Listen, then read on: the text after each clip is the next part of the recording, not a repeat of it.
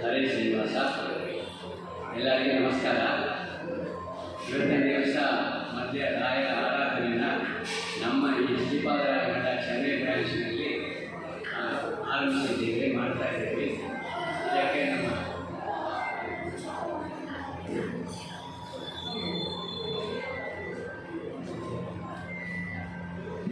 ಶ್ರೀ ಮಧ್ವರತ್ನ ಶ್ರೀ ಲಕ್ಷ್ಮೀಪತಿ ರಾಜಾಂಬ ಅವರು ಆಗಮಿಸಿದ್ದಾರೆ. ಅವರಿಗೆ ನಮ್ಮ ಮಠದ ಪರವಾಗಿಯೂ ಎಲ್ಲರ ಪರವಾಗಿಯೂ ಸ್ವಾಗತ ಕೋರುತ್ತೀವಿ. ಇವತ್ತಿನ ದಿವಸ ಅವರೇನು ನಮಗೇನು ಹೊಸದಿಲ್ಲ, ಯಾಕೆಂದರೆ ಹೋದ ವರ್ಷ ನಮ್ಮಲ್ಲಿನೂ ಪ್ರವಚನದೆಲ್ಲ ಮಾಡಿದ್ದಾರೆ. ಅದೇ ಥರ ಒಂದೊಂದು ವರ್ಷವೂ ನಮ್ಮಲ್ಲಿ ಬಂದು ಇದು ಮಾಡಿಕೊಡ್ಬೇಕು ಅಂತ ಕೇಳ್ಕೊಳ್ತೀವಿ. ಇವತ್ತಿನ ಸಬ್ಜೆಕ್ಟ್ ಮೇನ್ ಏನಂದರೆ ರಾಯರ ಬಗ್ಗೆ ಹೇಳುವಾಗ ಸರ್ವವಿದ್ಯಾ ಪ್ರವೀಣ್ಯೋ ರಾಘವೇಂದ್ರ ವಿದ್ಯಾಚೇಂದ್ರ ರಾಘವೇಂದ್ರ ಶ್ಲೋಕಗಳ ಪ್ರಕಾರ ಸರ್ವವಿದ್ಯಾ ಪ್ರವೀಣ್ಯ ಅಂತ ಹೇಳಿಬಿಟ್ಟು ಟಾಪಿಕ್ ಹೊಸ ಟಾಪಿಕ್ಕಾಗಿ ಅವರು ಸೆಲೆಕ್ಷನ್ ಮಾಡಿದ್ದಾರೆ. ಅದರ ಬಗ್ಗೆ ಅವರು ಒಂದು ಗಂಟೆ ಕಾಲ ನಮ್ಮಲ್ಲಿ ಪ್ರವಚನ ಮಾಡಲಿದ್ದಾರೆ. ಎಲ್ಲರಿಗೆ ತೀರ್ಥ ಪ್ರಸಾದ ಅರೇಂಜ್ಮೆಂಟ್ಸ್ ಆಗಿದೆ. ಎಲ್ಲರೂ ತೀರ್ಥ ಪ್ರಸಾದ ಮಾಡಿಕೊಂಡು ಹೋಗಬೇಕಾಗಿ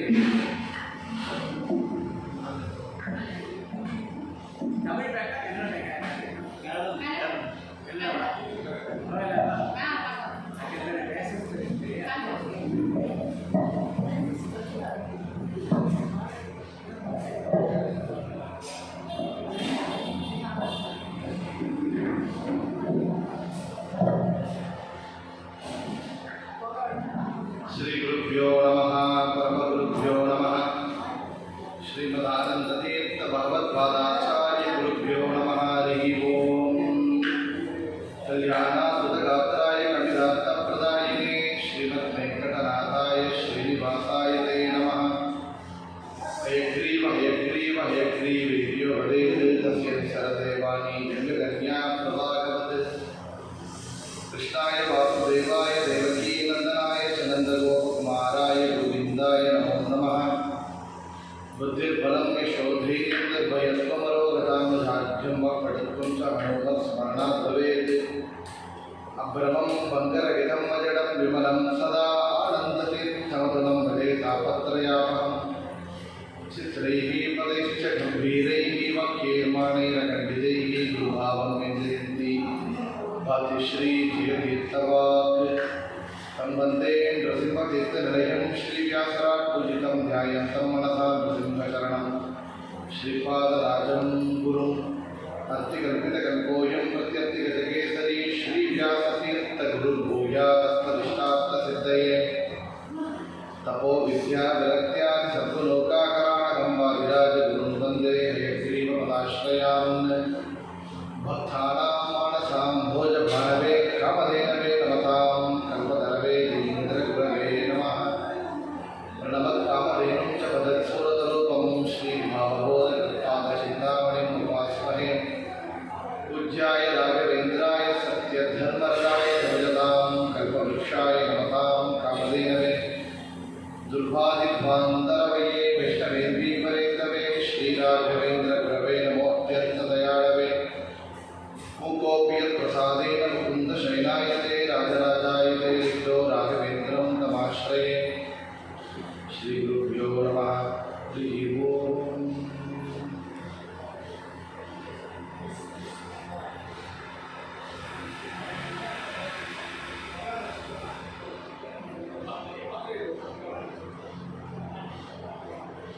ಈ ಒಂದು ಶುಭಪರ್ವದ ಕಾಲ ರಾಯರ 153ನೇ ಆರಾಧನಾ ಪರ್ವಕಾಲ. ಈ ಒಂದು ಪರ್ವಕಾಲದಲ್ಲಿ ಇವತ್ತು ಶ್ರಾವಣ ಮಾಸ ಕೃಷ್ಣ ಪಕ್ಷ ದ್ವಿತೀಯ ಅವರು ಸಶರೀರಿಯಾಗಿ ಶ್ರೀ ರಾಘವೇಂದ್ರ ಗುರುಸಾರ್ವಭೌಮರು ಬೃಂದಾವನ ಪ್ರವೇಶ ಮಾಡಿದ ಒಂದು ಪರ್ವಕಾಲ. ಈ ಒಂದು ಪರ್ವಕಾಲದಲ್ಲಿ ನಮ್ಮ ಕೃಷ್ಣಾಂಬಳಂ ಮುಳುಬಾಗಿಲು ಮಠ ಈ ಒಂದು ಸನ್ನಿಧಾನದಲ್ಲಿ ವಿಶೇಷವಾಗಿ ರಾಯರ ಆರಾಧನಾ ವೈಭವ ನಡೀತಾ ಈ ಒಂದು ಸಮಯದಲ್ಲಿ ಸಂಕ್ಷಿಪ್ತವಾಗಿ ರಾಯರ ಮಹಿಮೆಯನ್ನು ಹೇಳಬೇಕು ಅಂತ ನಾವು ಹರಿವಾಯುಗಳನ್ನು ಮಾತನಾಡಿ ಪ್ರಾರಂಭ ಮಾಡ್ತಾ ಇದ್ದೀವಿ. ಅವರು ಹೇಳಿದಂತೆ ನಾವು ಇವತ್ತು ತಗೊಂಡ ಒಂದು ಸಬ್ಜೆಕ್ಟ್ ಹೇಳಿದರೆ ರಾಯರ ಮಹಿಮೆಯನ್ನ ಎಲ್ಲರಿಗೂ ಪರಿಚಯವಾಗಿದೆ. ಅದು ನೋಡುವ ರೀತಿಯಲ್ಲಿ ಹೇಗೆ ನೋಡುತ್ತೇವೋ ಅದು ರಾಯರ ಮಹಿಮೆ ಬೇರೆ ಬೇರೆ ರೀತಿಯಲ್ಲಿ ನಾವು ಕಾಣಿಸಬಹುದು. ಅದರಲ್ಲಿ ನಾವು ಇವತ್ತು ರಾಯರ ಯಾವ ರೀತಿಯಲ್ಲಿ ನೋಡುತ್ತೇವೆ ಅಂತ ಹೇಳಿದರೆ ಸರ್ವವಿದ್ಯಾ ಪ್ರವೀಣ ಅಂತ. ಸರ್ವವಿದ್ಯಾ ಪ್ರವೀಣರು ರಾಯರು. ಎಲ್ಲ ವಿದ್ಯೆಗಳಲ್ಲಿ ಅವರು ಪ್ರವೀಣರಾಗಿದ್ದಾರೆ. ಪ್ರವೀಣ ಅಂದರೆ ಉತ್ತಮವಾದ ಶ್ರೇಷ್ಠವಾದ ಎಕ್ಸ್ಪರ್ಟ್ ಅಂತ ಹೇಳ್ತೇವಲ್ಲ ಆ ರೀತಿಯಲ್ಲಿ ಅದು ರಾಯರು ಹೇಗಿದ್ದರು ಅನ್ನೋದನ್ನು ನೋಡುವ ಒಂದು ವಿಷಯಗಳಲ್ಲಿ ಈ ಒಂದು ಸಂಕ್ಷಿಪ್ತವಾಗಿ ನಾವು ನೋಡ್ತಾ ಇದ್ದೇವೆ. ಎಲ್ಲ ವಿದ್ಯೆಗಳು ಅಂತ ಕೇಳಿದರೆ ಅದು ಚತುರ್ವೇದಗಳಿರಬಹುದು, ಎಲ್ಲ ರೀತಿಯಲ್ಲಿ ಶಾಸ್ತ್ರಗಳಿರಬಹುದು, ಬೇರೆ ಬೇರೆ ವಿಶೇಷವಾದ ಕಲೆಗಳಿರಬಹುದು. ನಾವು ಕೇಳ್ತೇವೆ ಚತುಷ್ಷಷ್ಟಿ ಕಲಾಕೋವಿದರು ಅಂತ ನಮ್ಮ ಜಯೇಂದ್ರ ತೀರ್ಥರನ್ನ ಕೊಂಡಾಡುತ್ತೇವೆ. ರಾಯರು ಎಲ್ಲ ಕಲೆಗಳು ಬರ್ತಾ ಇತ್ತು ಎಂಬುದನ್ನು ನಾವು ನೋಡಬೇಕು. ಯಾತಕ್ಕೆ ಅಂದರೆ ರಾಯರ ಪರಮಗುರುಗಳಾದ ಜಯೇಂದ್ರ ತೀರ್ಥರಿಗೆ 64 ಕಲೆಗಳು ಬಳ್ಳವರು ಅಂತ. 64 ಕಲೆಗಳು ಅವರಿಗೆ ಅವರು ಯಾರಲ್ಲಿ ಓದಿದ್ರು ಅಂದರೆ ವಿಜಯೇಂದ್ರ ತೀರ್ಥರು ಓದಿದ್ದು ವ್ಯಾಸರಾಜರಲ್ಲಿ. ವ್ಯಾಸರಾಜರಿಗೆ ಆ ಒಂದು ವಿಷಯ ಹೆಂಗೆ ಬಂದಿತ್ತು ಅಂದರೆ ಶ್ರೀಪಾದರಾಜರಲ್ಲಿ. ಶ್ರೀಪಾದರಾಜರ ಮಠದಲ್ಲಿ ನಾವು ಇದ್ದೇವೆ. ಆ ಶ್ರೀಪಾದರಾಜರು ಯಾರಲ್ಲಿ ಓದಿದ್ರು ಅಂತ ಕೇಳಿದರೆ ಅವರು ವಿಪದೇಂದ್ರ ತೀರ್ಥರಲ್ಲಿ ಓದಿದ್ರು ಅಂತ. ಆ ವಿಪದೇಂದ್ರ ತೀರ್ಥರ ಮಠ ಪರಂಪರೆಗೆ ರಾಯರ ಪರಂಪರೆಯಾಗಿದೆ ಅಂತ ನಾವು ನೋಡುತ್ತೇವೆ. ಆಗ ನಮ್ಮ ವಿದ್ಯೆ ಎಂಬುದು ಅದು ಆಚಾರ್ಯರಿಗೆ ಬಂದದ್ದು ವೇದವ್ಯಾಸರಿಂದ, ವಾಯುದೇವರೇ. ಆ ವೇದವ್ಯಾಸರ ಹಂಸನಾಮಕ ಪರಮಾತ್ಮನ ಪರಂಪರೆ ಅದು. ಆ ಪರಂಪರೆಯಿಂದ ಬಂದ ಆ ಒಂದು ಜ್ಞಾನ ಮುಖ್ಯಪ್ರಾಣದೇವರಿಗೆ, ಅದು ವಾಯುದೇವರಿಗೆ, ಆಚಾರ್ಯರಿಂದ ಬಂದ ಆ ಒಂದು ಪರಂಪರೆ ವಿಪದೇಂದ್ರ ತೀರ್ಥರಿಗೆ, ವಿಪದೇಂದ್ರ ತೀರ್ಥರಿಂದ ಅದು ಶ್ರೀಪಾದರಾಜರಿಂದ ವ್ಯಾಸರಾಜರಿಗೆ, ವ್ಯಾಸರಾಜರಿಂದ ವಿಜಯೇಂದ್ರರಿಗೆ, ಆ ವಿಜಯೇಂದ್ರರ ಶಿಷ್ಯರಾದ ಸುಧೀಂದ್ರ ತೀರ್ಥರು, ಆ ಸುಧೀಂದ್ರ ತೀರ್ಥ ಶಿಷ್ಯರಾದ ರಾಯರು ಅಂತ ಆ ವಿದ್ಯೆ ಪರಂಪರೆಯಿಂದ ನೋಡುತ್ತೇವೆ. ಆ ವಿದ್ಯೆ ಪರಂಪರೆ ಅಂದರೆ ಮೂಲ ಗುರು ಅಂತ ಹೇಳಿದರೆ ಪರಮಾತ್ಮನೇ, ಹಂಸನಾಮಕ ಪರಮಾತ್ಮನೇ, ವೇದವ್ಯಾಸ ದೇವರೇ ಮೂಲ ಗುರುವಾಗಿದ್ದಾರೆ ಎಂಬುದನ್ನು ನಾವು ತಿಳಿಯಬೇಕು. ಅದರಿಂದ ರಾಯರೇನು 64 ಕಲೆಗಳು ಬರ್ತಾ ಇತ್ತು ಎಂಬ ವಿಷಯವನ್ನು ನೋಡುತ್ತೇವೆ. ಆಗ ಸರ್ವವಿದ್ಯಾ ಪ್ರವೀಣೋ ರಾಘವೇಂದ್ರ ಅನ್ನ ವಿದ್ಯತೆ ಅಂತ ರಾಯರ ವಿದ್ಯೆಯನ್ನ, ಅವರ ಸಾಮರ್ಥ್ಯವನ್ನ, ಅವರ ಪಾಂಡಿತ್ಯವನ್ನ ವಿಶೇಷವಾಗಿ ರಾಯರ ಸ್ತೋತ್ರದಲ್ಲಿಯೇ ಅಪ್ಪಣ್ಣಾಚಾರ್ಯರು ಕೊಂಡಾಡಿದ್ದಾರೆ ಅಂತ ನೋಡುತ್ತೇವೆ. ನಾವು ನೋಡುವಂಥ ರಾಯರು ಅಂತ ಕೇಳಿದರೆ ಪೂಜ್ಯಾಯ ರಾಘವೇಂದ್ರಾಯ ಸತ್ಯ ಧರ್ಮರಥಾಯ ಭಜತಾಂ ಕಲ್ಪವೃಕ್ಷಾಯ ನಮತಾಂ ಕಾಮಧೇನವೇ ಅಂತ ರಾಯರನ್ನ ಕಾಮಧೇನು ಕಲ್ಪವೃಕ್ಷವಾಗಿ ನಾವು ನೋಡುತ್ತೇವೆ. ಕಲ್ಪವೃಕ್ಷ ಯಾತಕ್ಕೆ ಅಂತ ಕೇಳಿದರೆ ರಾಯರು ಏನು ಕೇಳಿದ್ರೂ ಕೊಡ್ತಾರೆ. ಮನಸ್ಸಿನಿಂದ ನಾವೇನು ಹಣ್ಣು ಕೊಡುತ್ತೇವೋ ಅದೆಲ್ಲನೂ ಕೊಡ್ತಾ ಇದ್ದಾರೆ. ನಾವು ಪ್ರಾರ್ಥನೆ ಮಾಡುವವನು ಅವರು ರಾಯರು ಅಂತ. ಕಾಮಧೇನು ಕಲ್ಪವೃಕ್ಷಕ್ಕೆ 2 ವ್ಯತ್ಯಾಸ ಇದೆ. ಏನು ಅಂದರೆ ಕಾಮಧೇನು ನಾವಿರುವಂಥ ಜಾಗಕ್ಕೆ ಬಂದು ನಮಗೆ ಬೇಡುವಂತಹದ್ದು ಕೊಡುವಂತಹದ್ದು, ಬೇಡುವುದಲ್ಲ. ಕಲ್ಪವೃಕ್ಷ ಅಂತ ಕೇಳಿದರೆ ಅದು ಎಲ್ಲಿ ಇದೆಯೋ ಆ ಜಾಗಕ್ಕೆ ಹೋಗಿ ಬೇಡಿದರೆ ಅದು ಕೊಡುವಂತಹದ್ದು. ರಾಯಿ 2 ಆಗಿದ್ದಾರೆ ಅಂತ. ಯಾತಕ್ಕೆ ಅಂತ ಕೇಳಿದರೆ ಮಂತ್ರಾಲಯದಲ್ಲಿ ಮೂಲ ಬೃಂದಾವನದಲ್ಲಿ ರಾಯರಿರುವಂತಹ ಜಾಗಕ್ಕೆ ಹೋಗಿ ಬೇಡಿದರೆ ಅವರು ಕಲ್ಪವೃಕ್ಷವಾಗಿ ನಾವು ಬೇಡುವಂತಹದನ್ನು ಕೊಡ್ತಾ ಇದ್ದಾರೆ. ನಾವು ಇರುವಂತಹ ಜಾಗದಲ್ಲಿ ಇವತ್ತು ವೆಸ್ಟ್ಮಾಂಬಳದಲ್ಲಿ ಶ್ರೀಪಾದರಾಜರಲ್ಲಿ ಕುಳಿತುಕೊಂಡು ರಾಯರನ್ನು ಸ್ಮರಣ ಮಾಡಿ ಬೇಡಿದರೆ ಅವರು ಕಾಮಧೇನುವಾಗಿ ಇಲ್ಲಿ ಬಂದು ನಮ್ಮ ಪ್ರಾರ್ಥನೆಯನ್ನು ಈಡೇರಿಸಿ ಅನುಗ್ರಹವನ್ನು ಮಾಡ್ತಾ ಇದ್ದಾರೆ ಅಂತ ನಾವು ಹೇಳ್ತೇವೆ. ಆದರೆ ರಾಯರ ಇನ್ನೊಂದು ಪಕ್ಕ ಅವರು ನೋಡಿದರೆ ವಿಶೇಷವಾಗಿ ಅವರ ಆಧಾರ ಹಿನ್ನೆಲೆ ಯಾತಕ್ಕಾಗಿ ಅಂದರೆ ಜ್ಞಾನಕಾರ್ಯಕ್ಕಾಗಿ ಶ್ರೀ ಮಧ್ವಮತವರ್ಧನ ಅಂತ ಅಪ್ಪಣ್ಣಾಚಾರ್ಯರು ಹೇಳ್ತಾರೆ. ಮಧ್ವಮತವನ್ನು ಉದ್ಧಾರ ಮಾಡಕ್ಕಾಗಿ, ವಿಶೇಷವಾಗಿ ತತ್ವ ಪ್ರಚಾರಕ್ಕಾಗಿ, ಗ್ರಂಥ ರಚನೆಗಾಗಿ ಅವರ ಅವತಾರ ಇದೆ. ನಾವು ರಾಯರನ್ನ ಯಾವ ರೀತಿಯಲ್ಲಿ ನೋಡಬೇಕು ಅಂದರೆ ಅವರನ್ನ ಗುರುವಾಗಿ, ಜ್ಞಾನವನ್ನು ನೀಡುವವರಾಗಿ, ಪಂಡಿತರಾಗಿ, ದ್ವೈತಶಾಸ್ತ್ರದ ಪ್ರಚಾರಕರಾಗಿ, ರಾಜಗುರುವಾಗಿದ್ದು ರಾಜರಿಗೆ ಮಾರ್ಗದರ್ಶನ ಮಾಡುವವರಾಗಿ, ಮುಖ್ಯವಾಗಿ ಪೂರ್ವಾಶ್ರಮದಲ್ಲಿ ಒಂದು ಕುಟುಂಬವನ್ನು ಹೇಗೆ ಯಾವ ರೀತಿಯಲ್ಲಿ ನಡೆಸಬೇಕು ಎಂಬುದನ್ನು ಕೂಡ, ಗೃಹಸ್ಥಾಶ್ರಮದಲ್ಲಿ ಒಬ್ಬರು ಯಾವ ರೀತಿಯಲ್ಲಿ ಇರಬೇಕು ಎಂಬುದನ್ನು ಕೂಡ ರಾಯರಿಂದ ಕಲಿಯಬೇಕು. ಮುಖ್ಯವಾಗಿ ಯಾವ ರೀತಿಯಲ್ಲಿ ಶಿಷ್ಯರಾಗಿರಬೇಕು ಎಂಬುದನ್ನು ರಾಯರಿಂದ ಕಲಿಯಬೇಕು.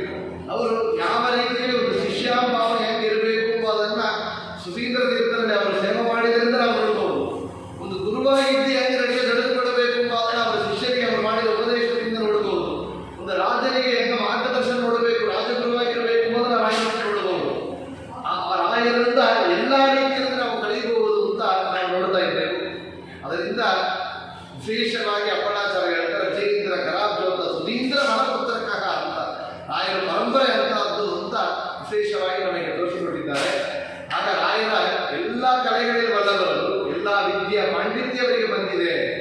ಆ ವಿಷಯವನ್ನು ನೋಡುತ್ತೇವೆ. ನಾವು ಮುಂದೆ ಹೇಳಿದಂತೆ ಜಯೇಂದ್ರ ತೀರ್ಥರು ಅವರು ಪರಮಗುರುಗಳಿಗೆ 64 ಕಲೆಗಳು ಬರ್ತಾ ಇತ್ತು ಅಂತ ಕೇಳ್ತೇವೆ.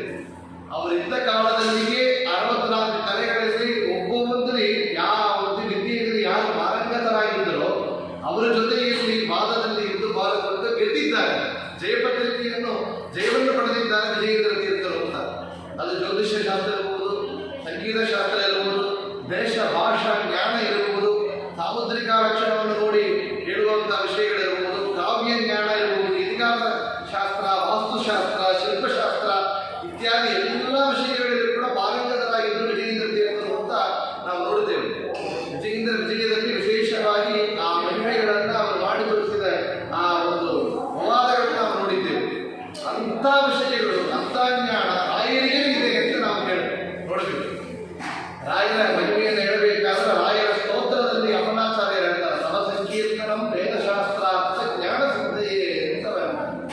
ರಾಯರನ್ನು ನಾವು ವಿಶೇಷವಾಗಿ ಸೇವೆಯನ್ನು ಮಾಡಿದರೆ ಏನು ಅವರು ಹೊಟ್ಟೆಯ ಹೊಟ್ಟಪಾಡಿಗೆ ನಮ್ಮ ದಾರಿಯನ್ನು ಕೊಡುತ್ತಾರೆ, ಮನೆ ಕೊಡ್ತಾರೆ, ಬಾಗಿಲು ಕೊಡ್ತಾರೆ, ಮಕ್ಕಳು ಕೊಡ್ತಾರೆ, ಅದೆಲ್ಲ ಇರಲಿಲ್ಲ.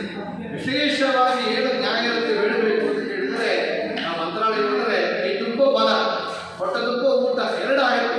ಇವತ್ತು ರಾಯರು ಅಂತ ಮಾತು, ರಾಘವೇಂದ್ರರು ರಾಯರು ಅಂತ ಮಾತು ಹೇಳಿದ ಅವರ ನಾಮವನ್ನು ಹೇಳಿದ ಕ್ಷಣ ನಮಗೆ ಎಲ್ಲ ಸಲ ಡೊನೇಷನ್ ಬಂದು ಬಿಡುತ್ತೆ. ರಾಯರ ಹೆಸರಿಟ್ಟರೆ ಪ್ಲಾಟ್ ಕೂಡ ಮಾರಿ ಬಿಡುತ್ತೆ. ಇವತ್ತು ಅಲ್ಲಲ್ಲಿ ಪ್ಲಾಟ್ ಹಾಕಿದರೆ ರಾಯರಿಗೆ ರಾಯರ ಮಠಕ್ಕೆ ಒಂದು ಪ್ಲಾಟ್ ಕೊಡ್ತೇವೆ ಅಂದರೆ ಸುತ್ತಮುತ್ತಲಿನ ಎಲ್ಲ ಪ್ಲಾಟ್ ಮಾರಿ ಬಿಡ್ತಾರೆ. ಅಷ್ಟು ರಾಯರಿಗೆ ಮಹಿಮೆ ಅಂದರೆ ಕಾಮದೇವರು ಗರ್ಭವಿಷವಾಗಿದ್ದಾರೆ. ಅಂಥ ಗುರುಗಳಲ್ಲಿ ಎಂತೆಂಥ ಗುರುಗಳಿಗೆ ನಾವು ಏನು ಬೇಡಬೇಕು ಅಂತ ಹೇಳಿದರೆ ಜ್ಞಾನವನ್ನು ಬೇಡಬೇಕು. ಅವರು ಜ್ಞಾನಕ್ಕಾಗಿ ಅವತಾರವನ್ನು ಮಾಡಿದರು. ಅದರಿಂದ ರಾಯರನ್ನ ಸ್ತೋತ್ರ ಮಾಡಿದರೆ, ಸೇವೆ ಮಾಡಿದರೆ ತತ್ಸಂಕೀರ್ತನಂ ವೇದಶಾಸ್ತ್ರಾರ್ಥ ಜ್ಞಾನ ಸಿದ್ಧಯೇ ಅಂತ ಅಪನಾಚಾರ್ಯರು ಹೇಳ್ತಾರೆ. ಅದಕ್ಕೆ ಅಂದರೆ ಅವರನ್ನು ಬೇಡಿದರೆ ವಿಶೇಷವಾಗಿ ಸಂಗೀತವನ್ನು ಮಾಡಬೇಕು ಅವರಿಗೆ ಅಂತ ಒಂದು ವಿಶೇಷವಾದ ಜ್ಞಾನ. ಇನ್ನೊಂದು ವೇದಶಾಸ್ತ್ರಗಳ ಏನೋ ಒಂದು ಓದೋದಿಲ್ಲ, ವೇದಶಾಸ್ತ್ರ ಅರ್ಥ ಜ್ಞಾನ ಸಿದ್ಧಯೇ, ಅರ್ಥ ಸಹಿತವಾಗಿ ಅನುಸಂಧಾನ ಪೂರ್ವಕ ನಾವು ತಿಳಿಯುವಂತಾಗಿ ಮಾಡಬೇಕು ಅಂದರೆ ರಾಯರು ಅಡಿಗಟ್ಟಬೇಕು.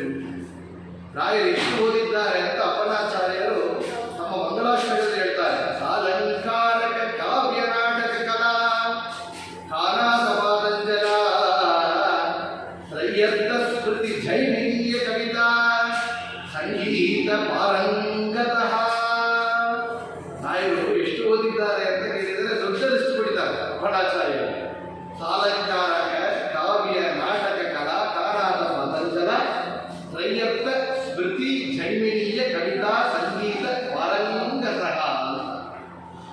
ಇಷ್ಟು ವಿಷಯದಲ್ಲಿ ಅಲಂಕಾರ, ಕಾವ್ಯ, ಸ್ಮೃತಿ, ಜೈಮಿನಿ ಶಾಸ್ತ್ರ, ಕವಿತಾ, ಸಂಗೀತ ಇಷ್ಟನ್ನು ಓದಿದ್ದಾರಲ್ಲ. ಇಷ್ಟು ಓದಿದ್ದಾರೆ ಒಬ್ಬೊಂದರಿಗೂ ಅಂತ ಕೇಳಿದರೆ ಬೇಸಿಕ್ ಓದಿದವರಲ್ಲ. ಪಾರಂಗತಃ ಅಂದರೆ ಎಕ್ಸ್ಪರ್ಟ್. ಅವರ ನಾಲೆಜ್ ಎಷ್ಟು ಅಂದರೆ ಎಕ್ಸ್ಪರ್ಟ್ ಕೋರ್ ಇತ್ತು. ಒಬ್ಬೊಂದರಿಗೂ ಪಾರಂಗತರಾಗಿದ್ದರು. ಹಾಗೆ ಎಲ್ಲ ಶಾಸ್ತ್ರವನ್ನು ಅಧ್ಯಯನ ಮಾಡಿದ್ದಾರೆ, ಎಲ್ಲ ಕಲೆಗಳನ್ನು ಓದಿದ್ದಾರೆ, ತಿಳಿದುಕೊಂಡಿದ್ದಾರೆ. ಆದರೆ ಏನೋ ಒಂದು ತಿಳಿದವರಲ್ಲ, ಪಾರಂಗತರಾಗಿದ್ದಾರೆ ರಾಯರು. ಅಷ್ಟು ಅದರಿಂದ ಅವರ ಮಹಿಮೆಯನ್ನು ಅವರ ಅವತಾರ ಕಾಲದಲ್ಲೇ ನೋಡಬಹುದು. ಅದು ಮುಖ್ಯವಾಗಿ ನೋಡಬೇಕು ಅಂದರೆ ಸಂಗೀತ ಮತ್ತು ತಪ್ಪಂತೇವೆ. ಒಂದೆರಡು ಉದಾಹರಣೆಗಳನ್ನು ನಾವು ನೋಡ್ತಾ ಇರುವಂಥ ಸಮಯದಲ್ಲಿ ಸಂಗೀತದಲ್ಲಿ ರಾಯರ ಮಹಿಮೆ, ಅವರ ಜ್ಞಾನ ಪಾಂಡಿತ್ಯ ಆಗಿತ್ತು. ಅದು ಹಿನ್ನೆಲೆ ನೋಡಬೇಕಾದ್ರೆ ರಾಯರು ಸಂಗೀತ ಶಾಸ್ತ್ರ ಅಂದರೆ ಅದು ಓರಲ್, ಅದಾவது ಅವೆಲ್ಲ ವೋಕಲ್ ಸಂಗೀತ ಅಂದರೆ ಬಾಯಿ ಹಾಡು ಹೇಳೋದು ಮಾತ್ರ ಅಲ್ಲ, ವೀಣಾ ಪಂಡಿತರಾಗಿದ್ದರು. ನಾವು ಕೇಳ್ತೇವೆ ಅವರು ವೀಣಾ ಪಂಡಿತರು, ಅವರು ಮಾತ್ರ ವೀಣಾ ಪಂಡಿತರಲ್ಲ. ಪೂರ್ವಾಶ್ರಮದಲ್ಲಿ ಅವರು ಕುಲ, ಅವರ ಪರಂಪರೆ ಅಂತ ರಾಯರ ಪರಂಪರೆ ಅಂತ ನೋಡಿದರೆ ಕೃಷ್ಣ ಭಟ್ಟರು ವಿಜಯನಗರ ಸಾಮ್ರಾಜ್ಯದಲ್ಲಿ ಆಸ್ಥಾನ ವಿದ್ವಾಂಸರವರು ವೀಣಾ ಕೃಷ್ಣ ಭಟ್ಟರು. ಅವರು ಮಗಳು ವೀಣಾ ಕನಕಾಚಲ ಭಟ್ಟರು, ಅವರು ಮಗ ವೀಣಾ ತಿಮ್ಮಣ್ಣ ಭಟ್ಟರು. ಅವರು ನೋಡ್ರಿ ತಾಸು ಮುತ್ತಾಂತಂದ್ರೆ ಎಲ್ಲರೂ ಕೂಡ ಸಂಗೀತದಲ್ಲಿ ಪಾರಂಗತರಾಗಿದ್ದಾರೆ, ವೀಣಾ ಪಂಡಿತರಾಗಿದ್ದಾರೆ ಅಂತ ಕೇಳಿದೆವು. ಅವರು ವೀಣಾ ತಿಮ್ಮಣ್ಣ ಭಟ್ಟರು ರಾಯರ ಪೂರ್ವಾಶ್ರಮ ತಂದೆಯವರು ಕೃಷ್ಣದೇವರಾಯರ ಕಾಲದಲ್ಲಿ ಗೌರವವನ್ನು ಪಡೆದವರು ಅಂತ ಕೇಳಿದೆವು. ಅಷ್ಟು ವಿಶೇಷವಾದ ಪಾಂಡಿತ್ಯ. ರಾಯರ ಪೂರ್ವಾಶ್ರಮ ತಾಯಿ ವೆಂಕಟನಾಥರಾಗಿದ್ದಾಗ ಅವರ ತಾಯಿ ಗೋಪಿಕಾಂಬಾಳ ಬಗ್ಗೆ ಹೇಳಬೇಕಾದ್ರೆ ರಾಘವೇಂದ್ರ ವಿಜಯಗಳ ವಿದೂಷಿ ಅಂತ ಕರೆಯುತ್ತಾರೆ. ವಿದೂಷಿ ವಿಶೇಷವಾದ ಸಂಸ್ಕೃತ ಜ್ಞಾನ ಅದು ಮಾತ್ರ ಇರ್ತದೆ. ತಾನೇ ರಚನೆಯನ್ನು ಮಾಡಿ ಕೃತಿಗಳನ್ನು ಗರುಡವಾಹನ ಮುದ್ರೆಯಿಂದ ರಚನೆ ಮಾಡಿ ತೊಟ್ಟಿಲಲ್ಲಿ ಬಹುಗುಣ ತೂಗ್ತಾ ಇದ್ರು ಅಂತೆ. ಅಷ್ಟು ದೊಡ್ಡ ಪಾಂಡಿತ್ಯ ಅವರ ತಾಯಿಗೆ ಇತ್ತು ಅಂತ ಹೇಳ್ತಾರೆ. ಅಷ್ಟು ವಿಶೇಷವಾದ ಪರಂಪರೆಯಲ್ಲಿ ಬಂದಿರುವಂತಹ ರಾಯರು ಪೂರ್ವಾಶ್ರಮದಲ್ಲೂ ಕೂಡ ಅಂತ ನಾವು ನೋಡ್ತೇವೆ. ಅಂತ ರಾಯರಿಗೆ ನಾವು ಹೇಳ್ತೇವೆ ವಿಶೇಷವಾಗಿ ಸರಸ್ವತಿ ವಿದ್ಯಾ ಲಕ್ಷ್ಮಿಯ ಅನುಗ್ರಹವನ್ನು ಪಡೆದು ಅವರು ವೀಣಾ ಪಂಡಿತರಾಗಿದ್ದರು ಅಂತ ಕೇಳ್ತೇವೆ. ನಾವು ರಾಯರ ಮಹಿಮೆಯನ್ನು ಹೇಳುವಂತಹ ಒಂದು ಕೃತಿಯಲ್ಲಿ ಕೇಳಿದ್ರೆ ನೋಡ್ತೇವೆ. ವೀಣಾ ಪಂಡಿತ ರಾಘವೇಂದ್ರ ಗಾನ ವಿಶಾರದ ರಾಘವೇಂದ್ರ ಪರಿಮಳ ಪಂಡಿತ ರಾಘವೇಂದ್ರ ಭಾಷ್ಯಕಾರ ಗುರು ರಾಘವೇಂದ್ರ ಸರಸ್ವತಿಯ ಪತಿ ರಾಘವೇಂದ್ರ ಸರಸ್ವತಿ ವಿದ್ಯಾ ರಾಘವೇಂದ್ರ ರಾಘವೇಂದ್ರ ಗುರು ರಾಘವೇಂದ್ರ ರಾಘವೇಂದ್ರ ಗುರು ರಾಘವೇಂದ್ರ ಸರಸ್ವತಿ ವಿದ್ಯಾ ರಾಘವೇಂದ್ರ ಅಂತ ಸಾಕ್ಷಾತ್ ವಿದ್ಯಾಲಕ್ಷ್ಮಿಯೇ ಒಂದು ಅನುಗ್ರಹವನ್ನು ಮಾಡಿ ರಾಯರನ್ನ ಸನ್ಯಾಸಾಶ್ರಮವನ್ನು ಸ್ವೀಕಾರ ಮಾಡಿ ಮಾಡಬೇಕು ಅಂತ ಸೂಚನೆಯನ್ನು ಕೊಟ್ಟಿದ್ದಾರೆ. ಅಂದರೆ ರಾಯರ ಅನುಗ್ರಹ ಅಂತ ಕೇಳಿದೆ. ರಾಯರು ಮಾತ್ರ ಅಲ್ಲ, ನಾವು ಕೇಳ್ತೇವೆ ನಮ್ಮ ಆಚಾರ್ಯರ ಪರಂಪರೆಗೆ ಅದು ಎಂಥ ಪರಂಪರೆ ಅಂತ ಕೇಳಿದರೆ ಸಂಗೀತ ಶಾಸ್ತ್ರದಲ್ಲಿ ವಿಶೇಷವಾದ ಪಾಂಡಿತ್ಯ ಇರುವಂತಹ ಪರಂಪರೆ ನಮ್ಮ ಮಧ್ವಾಚಾರ್ಯರ ಆಚಾರ್ಯರ ಪರಂಪರೆ. ಶ್ರೀಮನ್ ಮಧ್ವಾಚಾರ್ಯರು ಸಂಗೀತಕ್ಕಾಗಿ ಒಂದು ಗ್ರಂಥವನ್ನೇ ಕೊಟ್ಟಿದ್ದಾರೆ ಅಂತ ಸುಮಧ್ವಜಿ ಹೇಳ್ತಾರೆ. ನಮಗೆ ಸಿಗೋದಿಲ್ಲ. ಆದರೆ ವಿಶೇಷವಾಗಿ ಅದಕ್ಕೊಂದು ಉದಾಹರಣೆ ಅಂದರೆ ಆಚಾರ್ಯರು ಮಾಡಿಕೊಟ್ಟಿರುವಂತಹ ದ್ವಾದಶ ಸ್ತೋತ್ರ. ಇವತ್ತು ಅದಕ್ಕೆ ರಾಗ ತಾಳದಿಂದ ನರ್ದನವನ್ನು ಮಾಡುವಂತಹ ಅಂತಹ ಒಂದು ಸಂಗೀತವನ್ನು ಇಟ್ಟುಕೊಟ್ಟಿದ್ದಾರೆ ದ್ವಾದಶ ಸ್ತೋತ್ರದಲ್ಲಿ ಎಂದು ನೋಡುತ್ತೇವೆ. ರಾಯರ ಶಿಷ್ಯರಾದ ಪ್ರಧಾನ ಶಿಷ್ಯರಲ್ಲಿ ಒಬ್ಬರಾದ ನರಹರಿ ತೀರ್ಥರು ಕೃತಿಗಳ ರಚನೆ ಮಾಡಿದ್ದಾರೆ ಅಂತ ಪ್ರಸಿದ್ಧಿ. ಜಯತೀರ್ಥರು ಕೃತಿಗಳ ರಚನೆ ಮಾಡಿದ್ದಾರೆ. ಹಿಂದೆ ಬಂದಂತಹ ಶ್ರೀಪಾದರಾಜರು ರಂಗವಿಠಲ ಮುದ್ರೆಯಿಂದ ಕರ್ನಾಟಕ ಸಂಗೀತ ಪಿತಾಮಹರು ಪುರಂದರದಾಸರು ಅಂತ ಕೇಳಿದರೆ ದಾಸ ಸಾಹಿತ್ಯ ಪಿತಾಮಹರು ಅಂದರೆ ನಮ್ಮ ಶ್ರೀಪಾದರಾಜರು. ಅವರು ರಂಗವಿಠಲ ಮುದ್ರೆಯಿಂದ ಅಷ್ಟೊಂದು ಕೃತಿಗಳನ್ನು ಕೊಟ್ಟಿದ್ದಾರೆ. ಅವರ ವಿದ್ಯಾಶಿಷ್ಯರಾದ ವ್ಯಾಸರಾಜರು ಶ್ರೀಕೃಷ್ಣ ಮುದ್ರೆಯಿಂದ ಕೃತಿಗಳನ್ನು ಕೊಟ್ಟವರು. ವಿಜಯೇಂದ್ರ ತೀರ್ಥರು ಕೂಡ ಕೃತಿಗಳ ರಚನೆ ಮಾಡಿದ್ದಾರೆ ಅಂತ ತಮಿಳರಲ್ಲಿ ಕೂಡ ಕೃತಿಗಳನ್ನು ಕೊಟ್ಟಿದ್ದಾರೆ ಅಂತ ಪ್ರಸಿದ್ಧಿ ನಮಗೆ ಅಷ್ಟು ಸಿಕ್ಕೋದಿಲ್ಲ. ವಿಜಯೇಂದ್ರ ತೀರ್ಥರು ಅಷ್ಟು ಕೃತಿಗಳನ್ನು ಮಾಡಿದ್ದಾರೆ. ಮುಂದೆ ಬಂದಾಗ ವ್ಯಾಸರಾಜರ ಪರಂಪರೆಯಲ್ಲಿ ವಿದ್ಯಾ ರತ್ನಾಕರ ತೀರ್ಥರು ವಿದ್ಯಾ ಪ್ರಸನ್ನ ತೀರ್ಥರೆಲ್ಲ ನಮ್ಮ ಪರಂಪರೆಯಲ್ಲಿದ್ದು ಪೀಠದಲ್ಲಿ ಇದ್ದಿದ್ದಾರೆ. ಈ ಮಾತ್ರ ವ್ಯಾಸಪೀಠ ಆ ಮಾತ್ರ ದಾಸದಲ್ಲಿ ದಾಸ ಸಾಹಿತ್ಯವನ್ನು ಕೂಡ ಮಾಡಿಕೊಟ್ಟಿದ್ದಾರೆ ಅಂತ ಸಂಗೀತ ಶಾಸ್ತ್ರ ಆ ಸಂಗೀತ ಜ್ಞಾನ ಪಾಂಡಿತ್ಯ ನಮ್ಮ ಆಚಾರ್ಯರ ಪರಂಪರೆಯಲ್ಲಿ ಉಂಟು. ಅಂತ ಪರಂಪರೆಯಲ್ಲಿ ಬಂದ ವಿಜಯೇಂದ್ರ ತೀರ್ಥರ ಪರಮ ಶಿಷ್ಯರು ಅಂತ ರಾಘವೇಂದ್ರ ತೀರ್ಥರು. ಆಗ ರಾಯರ ಪೂರ್ವಾಶ್ರಮದಲ್ಲಿ ಅವರ ಮಣತನ ಅಂತ ನೋಡಿದರೆ ಅದು ಸಂಗೀತ ಶಾಸ್ತ್ರ ಸಂಗೀತ ಜ್ಞಾನ ಇದ್ದಂತಹ ಒಂದು ಪರಂಪರೆ. ವೀಣಾ ಗಾನವನ್ನು ಮಾಡಿದ ಪರಂಪರೆ ಅಂತ ನೋಡುತ್ತೇವೆ. ಈ ಕಡೆ ಅವರು ಸನ್ಯಾಸಾಶ್ರಮ ಸ್ವೀಕಾರ ಮಾಡಿದವರ ಬಂದ ಸಾಮ್ರಾಜ್ಯ ಪರಂಪರೆ ಅಂತ ನೋಡಿದರೆ ಅದು ಸಂಗೀತ ಶಾಸ್ತ್ರದಲ್ಲಿ ದಾಸ ಸಾಹಿತ್ಯದಲ್ಲಿ ವಿಶೇಷವಾದ ಪರಂಪರೆ ಅಂತ ಪರಂಪರೆಯಲ್ಲಿ ಬಂದಿರುವಂತಹ ರಾಯರು ನಾವು ಕೇಳ್ತೇವೆ. ರಾಯರ ಪರಮಗುರುಗಳು ಅಂದರೆ ವಿಜಯೇಂದ್ರ ತೀರ್ಥರು ದಾನ್ಸೇನ್ ಶಿಷ್ಯ, ಉತ್ತರ ಭಾರತ ದೇಶದ ಒಂದು ದಾನ್ಸೇನ್ ಶಿಷ್ಯನನ್ನ ತಾವು ಹಾಡು ಹೇಳುತ್ತಾ ದೀಪವನ್ನು ಮುಡಿಸಿ ತೋರಿಸಿದ್ದಾರೆ. ದಾನ್ಸೇನ್ ಶಿಷ್ಯನ ಜೊತೆಯಲ್ಲಿ ಮಾಡಿದೆ ಆ ಒಂದು ಗೆದ್ದು ತೋರಿಸಿದ್ದಾರೆ ಅಂತ ಕೇಳ್ತೇವೆ. ಅವಳು ಕೊಳಲನ್ನು ಊದುತ್ತಾ ಎಷ್ಟೋ ಹಾವುಗಳನ್ನು ನಟನ ಮಾಡಿಸಿದ್ದಾರೆ. ಅಷ್ಟೊಂದು ಪಾಂಡಿತ್ಯ ವಿಜಯೇಂದ್ರ ತೀರ್ಥರಿಗೆ ಇತ್ತು ಅಂತ ಕೇಳ್ತೇವೆ. ಅಂಥ ಪರಂಪರೆಗೆ ಬಂದ ರಾಯರು ವಿಶೇಷವಾಗಿ ನಾವು ಅವರ ಕೃತಿಗಳಷ್ಟು ಸಿಗೋದಿಲ್ಲ ನಮಗೆ. ಆದರೆ ಇಂದು ನನಗೆ ಗೋವಿಂದ ಒಂದು ಮಾತ್ರ ನಮಗಾಗಿದೆ. ಅವರು ವಿಶೇಷವಾಗಿ ಉಡುಪಿಯಲ್ಲಿ ರಚನೆ ಮಾಡಿದ ಕೃತಿ ಅಂತ ಹೇಳುವುದುಂಟು. ಇನ್ನು ಮುಖ್ಯವಾಗಿ ಅವರು ಬೃಂದಾವನ ಪ್ರವೇಶ ಮಾಡುವಂತಹ ಸಮಯದಲ್ಲಿ ವೀಣಾಗಾನವನ್ನು ಮಾಡುತ್ತಾ ಇಂದು ನನಗೆ ಗೋವಿಂದ ಆ ಕೃತಿಯನ್ನು ಹಾಡು ಹೇಳಿದರೆ ವಿಶೇಷವಾಗಿ ಅವರೇ ತಾನೇ ಮಾಡಿದಿರುವಂತಹ ಸ್ವರ್ಣ ಗೋಪಾಲಕೃಷ್ಣ ಅವರು ಉಡುಪಿಯಲ್ಲಿ ಇದ್ದಾಗ ತಾನೇ ಸಣ್ಣ ಕರಕಮಲದಿಂದ ಮಾಡಿರುವಂತಹ ವಿಗ್ರಹ. ಆ ಗೋಪಾಲಕೃಷ್ಣ ಪ್ರತಿಮೆ ನರ್ತನ ಆಡಿತ್ತು ಅಂತ ಕೇಳ್ತೇವೆ. ಅದು ರಾಯರ ಪೂರ್ವ ಅವತಾರದಲ್ಲಿ ವ್ಯಾಸರಾಜರು ಶ್ರೀಪಾದರಾಜರು ಮುಚ್ಚಿ ಇಟ್ಟ ಆ ಒಂದು ಪೆಟ್ಟಿಯನ್ನು ಮುತ್ತಿನಾಗ ತೆಗೆದುಕೊಟ್ಟಿದ್ರು. ಅದರೊಳಗಿರುವಂತಹ ಗೋಪಾಲಕೃಷ್ಣ ಆನಂದದಿಂದ ಅಭಿಷೇಕವನ್ನು ಮಾಡಿ ಹಾಡನ್ನು ಹೇಳಿ ಕೊಂಡಾಡಿದಾಗ ನರ್ತನ ಆಡಿತ್ತು ಅಂತ ಕೇಳ್ತೇವೆ. ಅಂತ ವ್ಯಾಸರಾಜರೇ ಮತ್ತು ರಾಯರಾಗಿ ಅವತಾರ ಮಾಡಿದಾಗ ಬೃಂದಾವನ ಪ್ರವೇಶ ಕಾಲದಲ್ಲಿ ಅವರು ಇಂದು ನಿನಗೆ ಗೋವಿಂದ ಹಾಡನ್ನು ಹೇಳಿ ಅಲ್ಲಿ ವೀಣಾ ಗಾನವನ್ನು ಮಾಡಿದಾಗ ಆ ಗೋಪಾಲಕೃಷ್ಣ ವಿಗ್ರಹದ ನರ್ತನ ಆಡಿತ್ತು ಅಂತ ಕೇಳ್ತೇವೆ. ಅಂತ ವಿಶೇಷವಾದ ಪಾಂಡಿತ್ಯ ಸಂಗೀತ ಪಾರಂಗತಃ ಅಂತ ರಾಯರನ್ನ ಸಂಗೀತ ಶಾಸ್ತ್ರದಲ್ಲಿ ಅಷ್ಟು ವಿಶೇಷವಾದ ವಿದ್ಯೆ ಅವರ ಪಾಂಡಿತ್ಯ ಅಷ್ಟು ಇತ್ತು ಅಂತ ಸರ್ವವಿದ್ಯಾ ಪ್ರವೀಣ ಅಂತ ರಾಯರು ಹೇಳಿದರೆ ಸಂಗೀತ ಶಾಸ್ತ್ರದಲ್ಲಿ ಒಂದು ಉದಾಹರಣೆ ರಾಯರನ್ನು ನೋಡ್ತಾ ಇದ್ದೀವಿ. ಇನ್ನೊಂದು ಅಂತ ಕೇಳಿದರೆ ಶಿಲ್ಪಶಾಸ್ತ್ರ. ನಮ್ಮ ಶಿಲ್ಪಶಾಸ್ತ್ರದಲ್ಲಿ ನಮ್ಮ ಆಚಾರ್ಯರ ಪರಂಪರೆಯಲ್ಲಿ ಎಲ್ಲರಿಗೂ ಅಂತ ಒಂದು ಜ್ಞಾನ ಉಂಟು. ಯಾತಕ್ಕೆ ಅಂದರೆ ಶಿಲ್ಪಶಾಸ್ತ್ರಕ್ಕಾಗಿ ಒಂದು ಗ್ರಂಥ ಕೊಟ್ಟಿದ್ದಾರೆ ಅಂದರೆ ನಮ್ಮ ಆಚಾರ್ಯರೊಬ್ಬರೇ. ಆಚಾರ್ಯರು ಮಾಡಿಕೊಟ್ಟಿರುವಂತಹ ಸರ್ವಮೂಲ ಗ್ರಂಥಗಳಲ್ಲಿ ತಂತ್ರಸಾರ ಸಂಗ್ರಹದಲ್ಲಿ ವಿಶೇಷವಾಗಿ ಶಿಲ್ಪಶಾಸ್ತ್ರ ಅಲ್ಲಿ ಹೇಗೆ ಶಿಲ್ಪ ನಿರ್ಮಾಣ ಮಾಡಬೇಕು ಎಂಬ ವಿಷಯಗಳನ್ನು ಆಚಾರ್ಯರು ಮಾಡಿಕೊಟ್ಟಿದ್ದಾರೆ. ಅಂಥ ಒಂದು ಪಾಂಡಿತ್ಯ ಇರುವಂತಹ ಆಚಾರ್ಯರ ಪರಂಪರೆಯಲ್ಲಿ ಬಂದಿರುವಂತಹ ಯಾತಕ್ಕೆ ಆಚಾರ್ಯರು ಅಷ್ಟಮಠವನ್ನು ಉಡುಪಿಯಲ್ಲಿ ಅಷ್ಟಮಠವನ್ನು ನಿರ್ಮಾಣ ಮಾಡಿ ಒಬ್ಬೊಬ್ಬರಿಗೆ ಒಂದೊಂದು ವಿಗ್ರಹ ಕೊಡಬೇಕಾದ್ರೆ ಯಾರೋ ಒಬ್ಬರಿಗೆ ಆರ್ಡರ್ ಕೊಟ್ಟು ಕಾಲ್ ಮಾಡಿ ರಿಮೈಂಡ್ ಮಾಡಿ ಡೆಲ್ಲಿ ಆಗಿ ಬಂದದ್ದಲ್ಲ, ಅವರೇ ತನ್ನ ಕರಕಮಲದಿಂದ ಮಾಡಿಕೊಟ್ಟಿರುವಂತಹ ವಿಗ್ರಹಗಳು. ಅಂತ ವಿಶೇಷವಾದ ಜ್ಞಾನ ನಮ್ಮ ಆಚಾರ್ಯರಿಗೆ ಉಂಟು. ಆಚಾರ್ಯರ ಪರಂಪರೆಗೆ ಹೊಂದಿರುವಂತಹ ಜಯತೀರ್ಥರು, ಜಯರಾಮದೇವರು ಇವತ್ತು ಕೂಡ ಪೂಜೆಯಲ್ಲಿ ನಾವು ಪೂಜೆ ನೋಡ್ತೇವೆ. ಮಂತ್ರಾಲಯ ಪೀಠಾಧೀಶ ಪೂಜೆ ಮಾಡಿದರೆ ಜಯತೀರ್ಥರು ಕರಾಚಿದ ಜಯರಾಮಚಂದ್ರ ದೇವರು ಅಂತ ಅವರಿಗೆ ಅಂತ ಒಂದು ಜ್ಞಾನ ಇದೆ ಅಂತ. ಅದೇ ಪರಂಪರೆಗೆ ಬಂದ ವ್ಯಾಸರಾಜರು, ರಾಯರ ಪೂರ್ವ ಅವತಾರ ಅಂತ ಹೇಳ್ತೇವೆ. ವ್ಯಾಸರಾಜರಿಗೆ ಎಷ್ಟೊಂದು ಶಿಲ್ಪಶಾಸ್ತ್ರ ಜ್ಞಾನ ಇತ್ತು ಅಂದರೆ ಅದಕ್ಕೆ ಒಂದು ಉದಾಹರಣೆ ಸಾಕು. ಭಾರತ ದೇಶ ಪೂರ್ತಿಯಾಗಿ ಯಾತ್ರೆಯನ್ನು ಮಾಡಿ 232 ಮುಖ್ಯ ಪ್ರಾಣದೇವರನ್ನು ಪ್ರತಿಷ್ಠಾಪನೆ ಮಾಡಿದ್ದಾರೆ ಅಂದರೆ ಅದರಲ್ಲಿ ಮುಖ್ಯವಾಗಿ ಹೇಳಬೇಕಾದ್ರೆ ಬೆಳುಕಂಡಾಲಿ ಅವರು ವಾಸ ಮಾಡಿದ 1 ವರ್ಷ ಕಾಲದಲ್ಲಿ ಪ್ರತಿನಿತ್ಯ ಒಂದು ಮುಖ್ಯ ಪ್ರಾಣದೇವರು ಪ್ರತಿಷ್ಠೆ ಮಾಡಿದ್ದಾರೆ. ಹೇಗೆ ಸಾಧ್ಯ? ಇದು ವಿದ್ಯೆಯಿಂದ ಬಂದ ಜ್ಞಾನ ಇಲ್ಲ. ಇದು ಡಿವೈನ್ ಪವರ್, ಅದು ಭಗವಂತನ ಅನುಗ್ರಹದಿಂದ ಬಂದ ಆ ಒಂದು ಜ್ಞಾನ. ಅವರ ಅಹಂಕಾರದಿಂದ ಈಗ ಬರೆದರದು ಶಿಲ್ಪ ಹಾಗೆ ಆಗಿದ್ದಾರೆ, ಶಿಲ್ಪ ತಯಾರಾಗಿತ್ತು. ಅಷ್ಟೊಂದು ವಿಶೇಷವಾದ ಜ್ಞಾನ ವ್ಯಾಸರಾಜರಿಗೆ ಅಂತ ಒಂದು ಮಹಿಮೆಯನ್ನು ತೋರಿಸಿಕೊಟ್ಟಿದ್ದಾರೆ ಅಂತ ಹೇಳಿದರೆ ಅವರು ವಿದ್ಯಾಶಿಷ್ಯರಾದ ವಿಜಯೇಂದ್ರ ತೀರ್ಥರು ಕೇಳುತ್ತೇವೆ. ಇವತ್ತು ಕುಂಭಕೋಣದಲ್ಲಿ ನೋಡಬಹುದು ವಿಜಯೇಂದ್ರ ತೀರ್ಥರು ಮಾಡಿರುವಂತಹ ವಿಗ್ರಹಗಳು ಅಂತ ಅಲ್ಲಿ ಇಟ್ಟಿದ್ದಾರೆ. ಇಷ್ಟು ದೊಡ್ಡ ಪ್ರತಿಮೆಗಳು ನರಸಿಂಹದೇವರ, ರಾಮನ, ಮುಖ್ಯಪ್ರಾಣದೇವರ, ವರಾಗದೇವರ ಪ್ರತಿಮೆಗಳನ್ನು ನಾವು ಕಣ್ಣು ಮುಂದೆ ನೋಡಬಹುದು. ವಿಜಯೇಂದ್ರ ತೀರ್ಥರ ಸಾಮರ್ಥ್ಯ. ಅಂತಹ ಪರಂಪರೆಗೆ ಬಂದಿರುವಂತಹ ರಾಯರು ಅಂತ ಹೇಳಿದ್ದೆವು.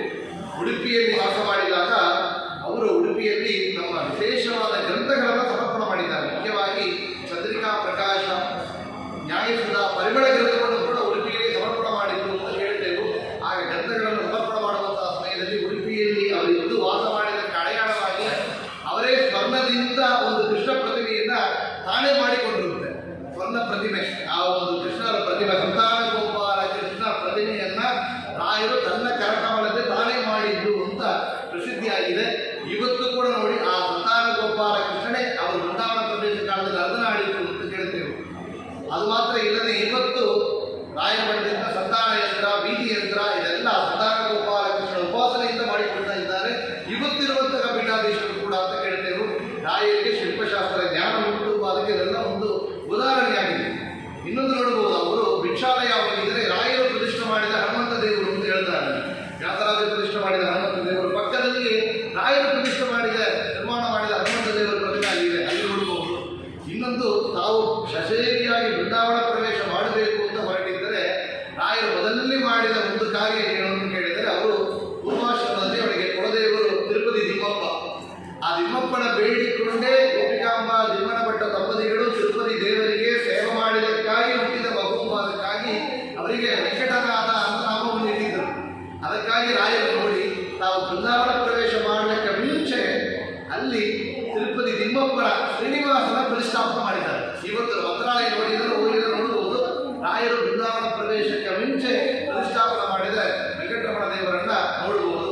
ಮುಂದೆ ಅವರೇ ಪಾಂಚಾಲವನ್ನು ಪ್ರತಿಷ್ಠೆ ಮಾಡಿ ಮುಂದೆ ಬೃಂದಾವನ ಪ್ರವೇಶ ಮಾಡಿದ್ದಾರೆ. ಇದೆಲ್ಲ ಯಾತಕ್ಕೆ ಅಂದರೆ ರಾಯರಿಗೆ ಶಿಲ್ಪಶಾಸ್ತ್ರ ಬರ್ತಾ ಇದ್ದು ವಿಶೇಷವಾದ ಪಾರಂಗತರಾಗಿದ್ದರು ಅಂತ ಇದನ್ನು ನೋಡುತ್ತೇವೆ.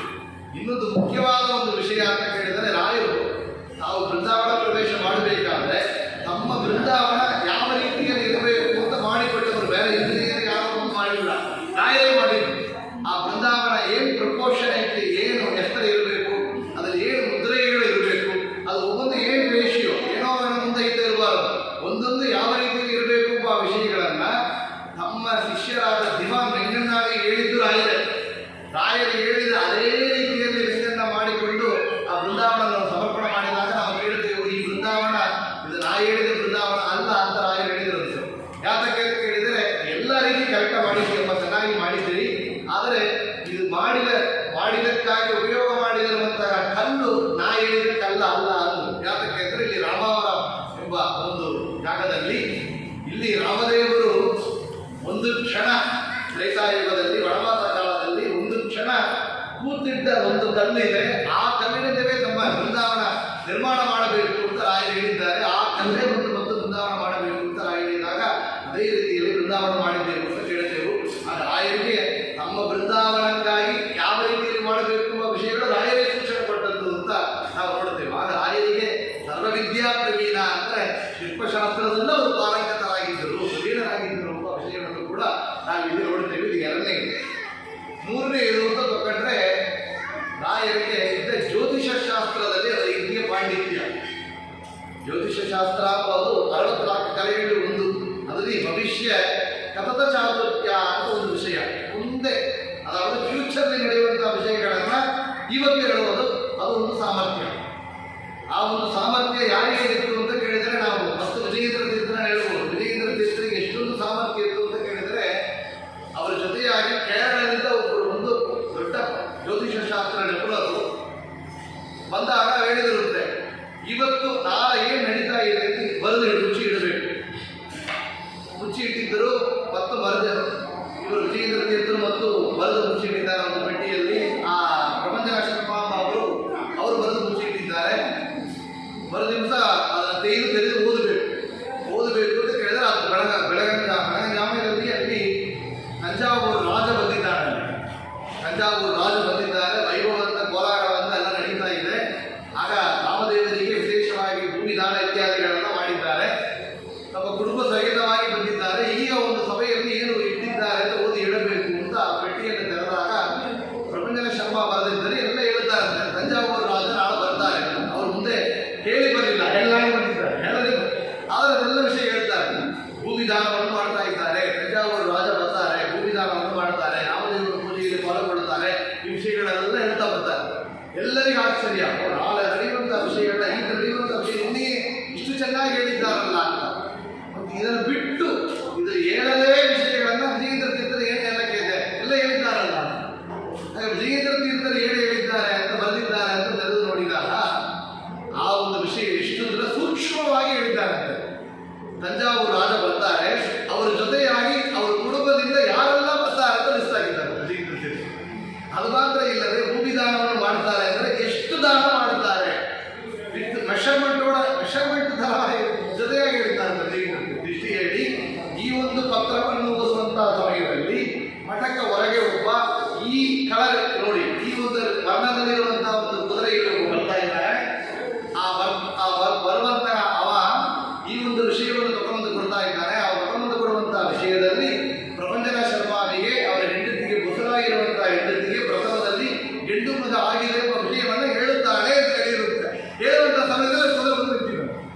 ಅಷ್ಟೊಂದು ಸಹ ಆಗ ವಿಜಯೇಂದ್ರ ತೀರ್ಥಕ್ಕೆ ಜಯಂತ ಕೋಶವನ್ನು ಮಾಡುತ್ತಾರೆ. ಇದು ಓದಿ ಬಂದ ಜ್ಞಾನ ಅಲ್ಲ, ಇದು ಡಿವೈನ್ ಪವರ್, ಪರೋಕ್ಷ ಜ್ಞಾನ. ಅಂತ ಒಂದು ಜ್ಞಾನ ಜ್ಯೋತಿಷ ಶಾಸ್ತ್ರದಲ್ಲಿ ವಿಜಯೇಂದ್ರ ತೀರ್ಥರಿಗೆ ಇದ್ದು ಅಂತ ಭವಿಷ್ಯ ಕಥದ ಚಾತುರ್ಯ ಎಂಬುದು ಒಂದು ಕಲೆ. ಇದು ರಾಯರಿಗೆ ಜ್ಯೋತಿಷ ಶಾಸ್ತ್ರ ಬರ್ತಾ ಇರುವ ಅದಕ್ಕೆ 2-3 ಉದಾಹರಣೆಗಳನ್ನ ನಾವು ಕೇಳಿದ್ದೆವು. ಆದರೆ ಈ ಒಂದು ಆ್ಯಂಗಲ್ ನಾವು ನೋಡಲಿಲ್ಲ. ರಾಯರಿಗೆ ಅಷ್ಟೊಂದು ಜ್ಞಾನ ಇತ್ತು ಜ್ಯೋತಿಷ ಶಾಸ್ತ್ರದಲ್ಲಿ. ಯಾತಕ್ಕೆ ರಾಯರನ್ನ ನಮ್ಮ ಆಯುಷ್ಯವನ್ನ ನೀವು ಹೇಳಬೇಕು ಅಂತ 3 ಜನರನ್ನ ಪಂಡಿತರನ್ನ ಕರೆದಿದ್ದರು. 3 ಜನರು ರಾಯರ ಆಯುಷ್ಯವನ್ನ ಅಲ್ಲಿ ನೋಡಿ ಹೇಳಿದರು. ನಾವು ಕೇಳ್ತೇವೆ, 100 ಮನುಜಕ್ಕೆ ರಾಘವೇಂದ್ರ, 300 ಗ್ರಂಥಕ್ಕೆ ರಾಘವೇಂದ್ರ, 700 ಬೃಂದಾವನ ರಾಘವೇಂದ್ರ, ಕರದಲ್ಲಿ ಬರು ರಾಘವೇಂದ್ರ, ರಾಘವೇಂದ್ರ ಗುರು ರಾಘವೇಂದ್ರ, ರಾಘವೇಂದ್ರ ಗುರು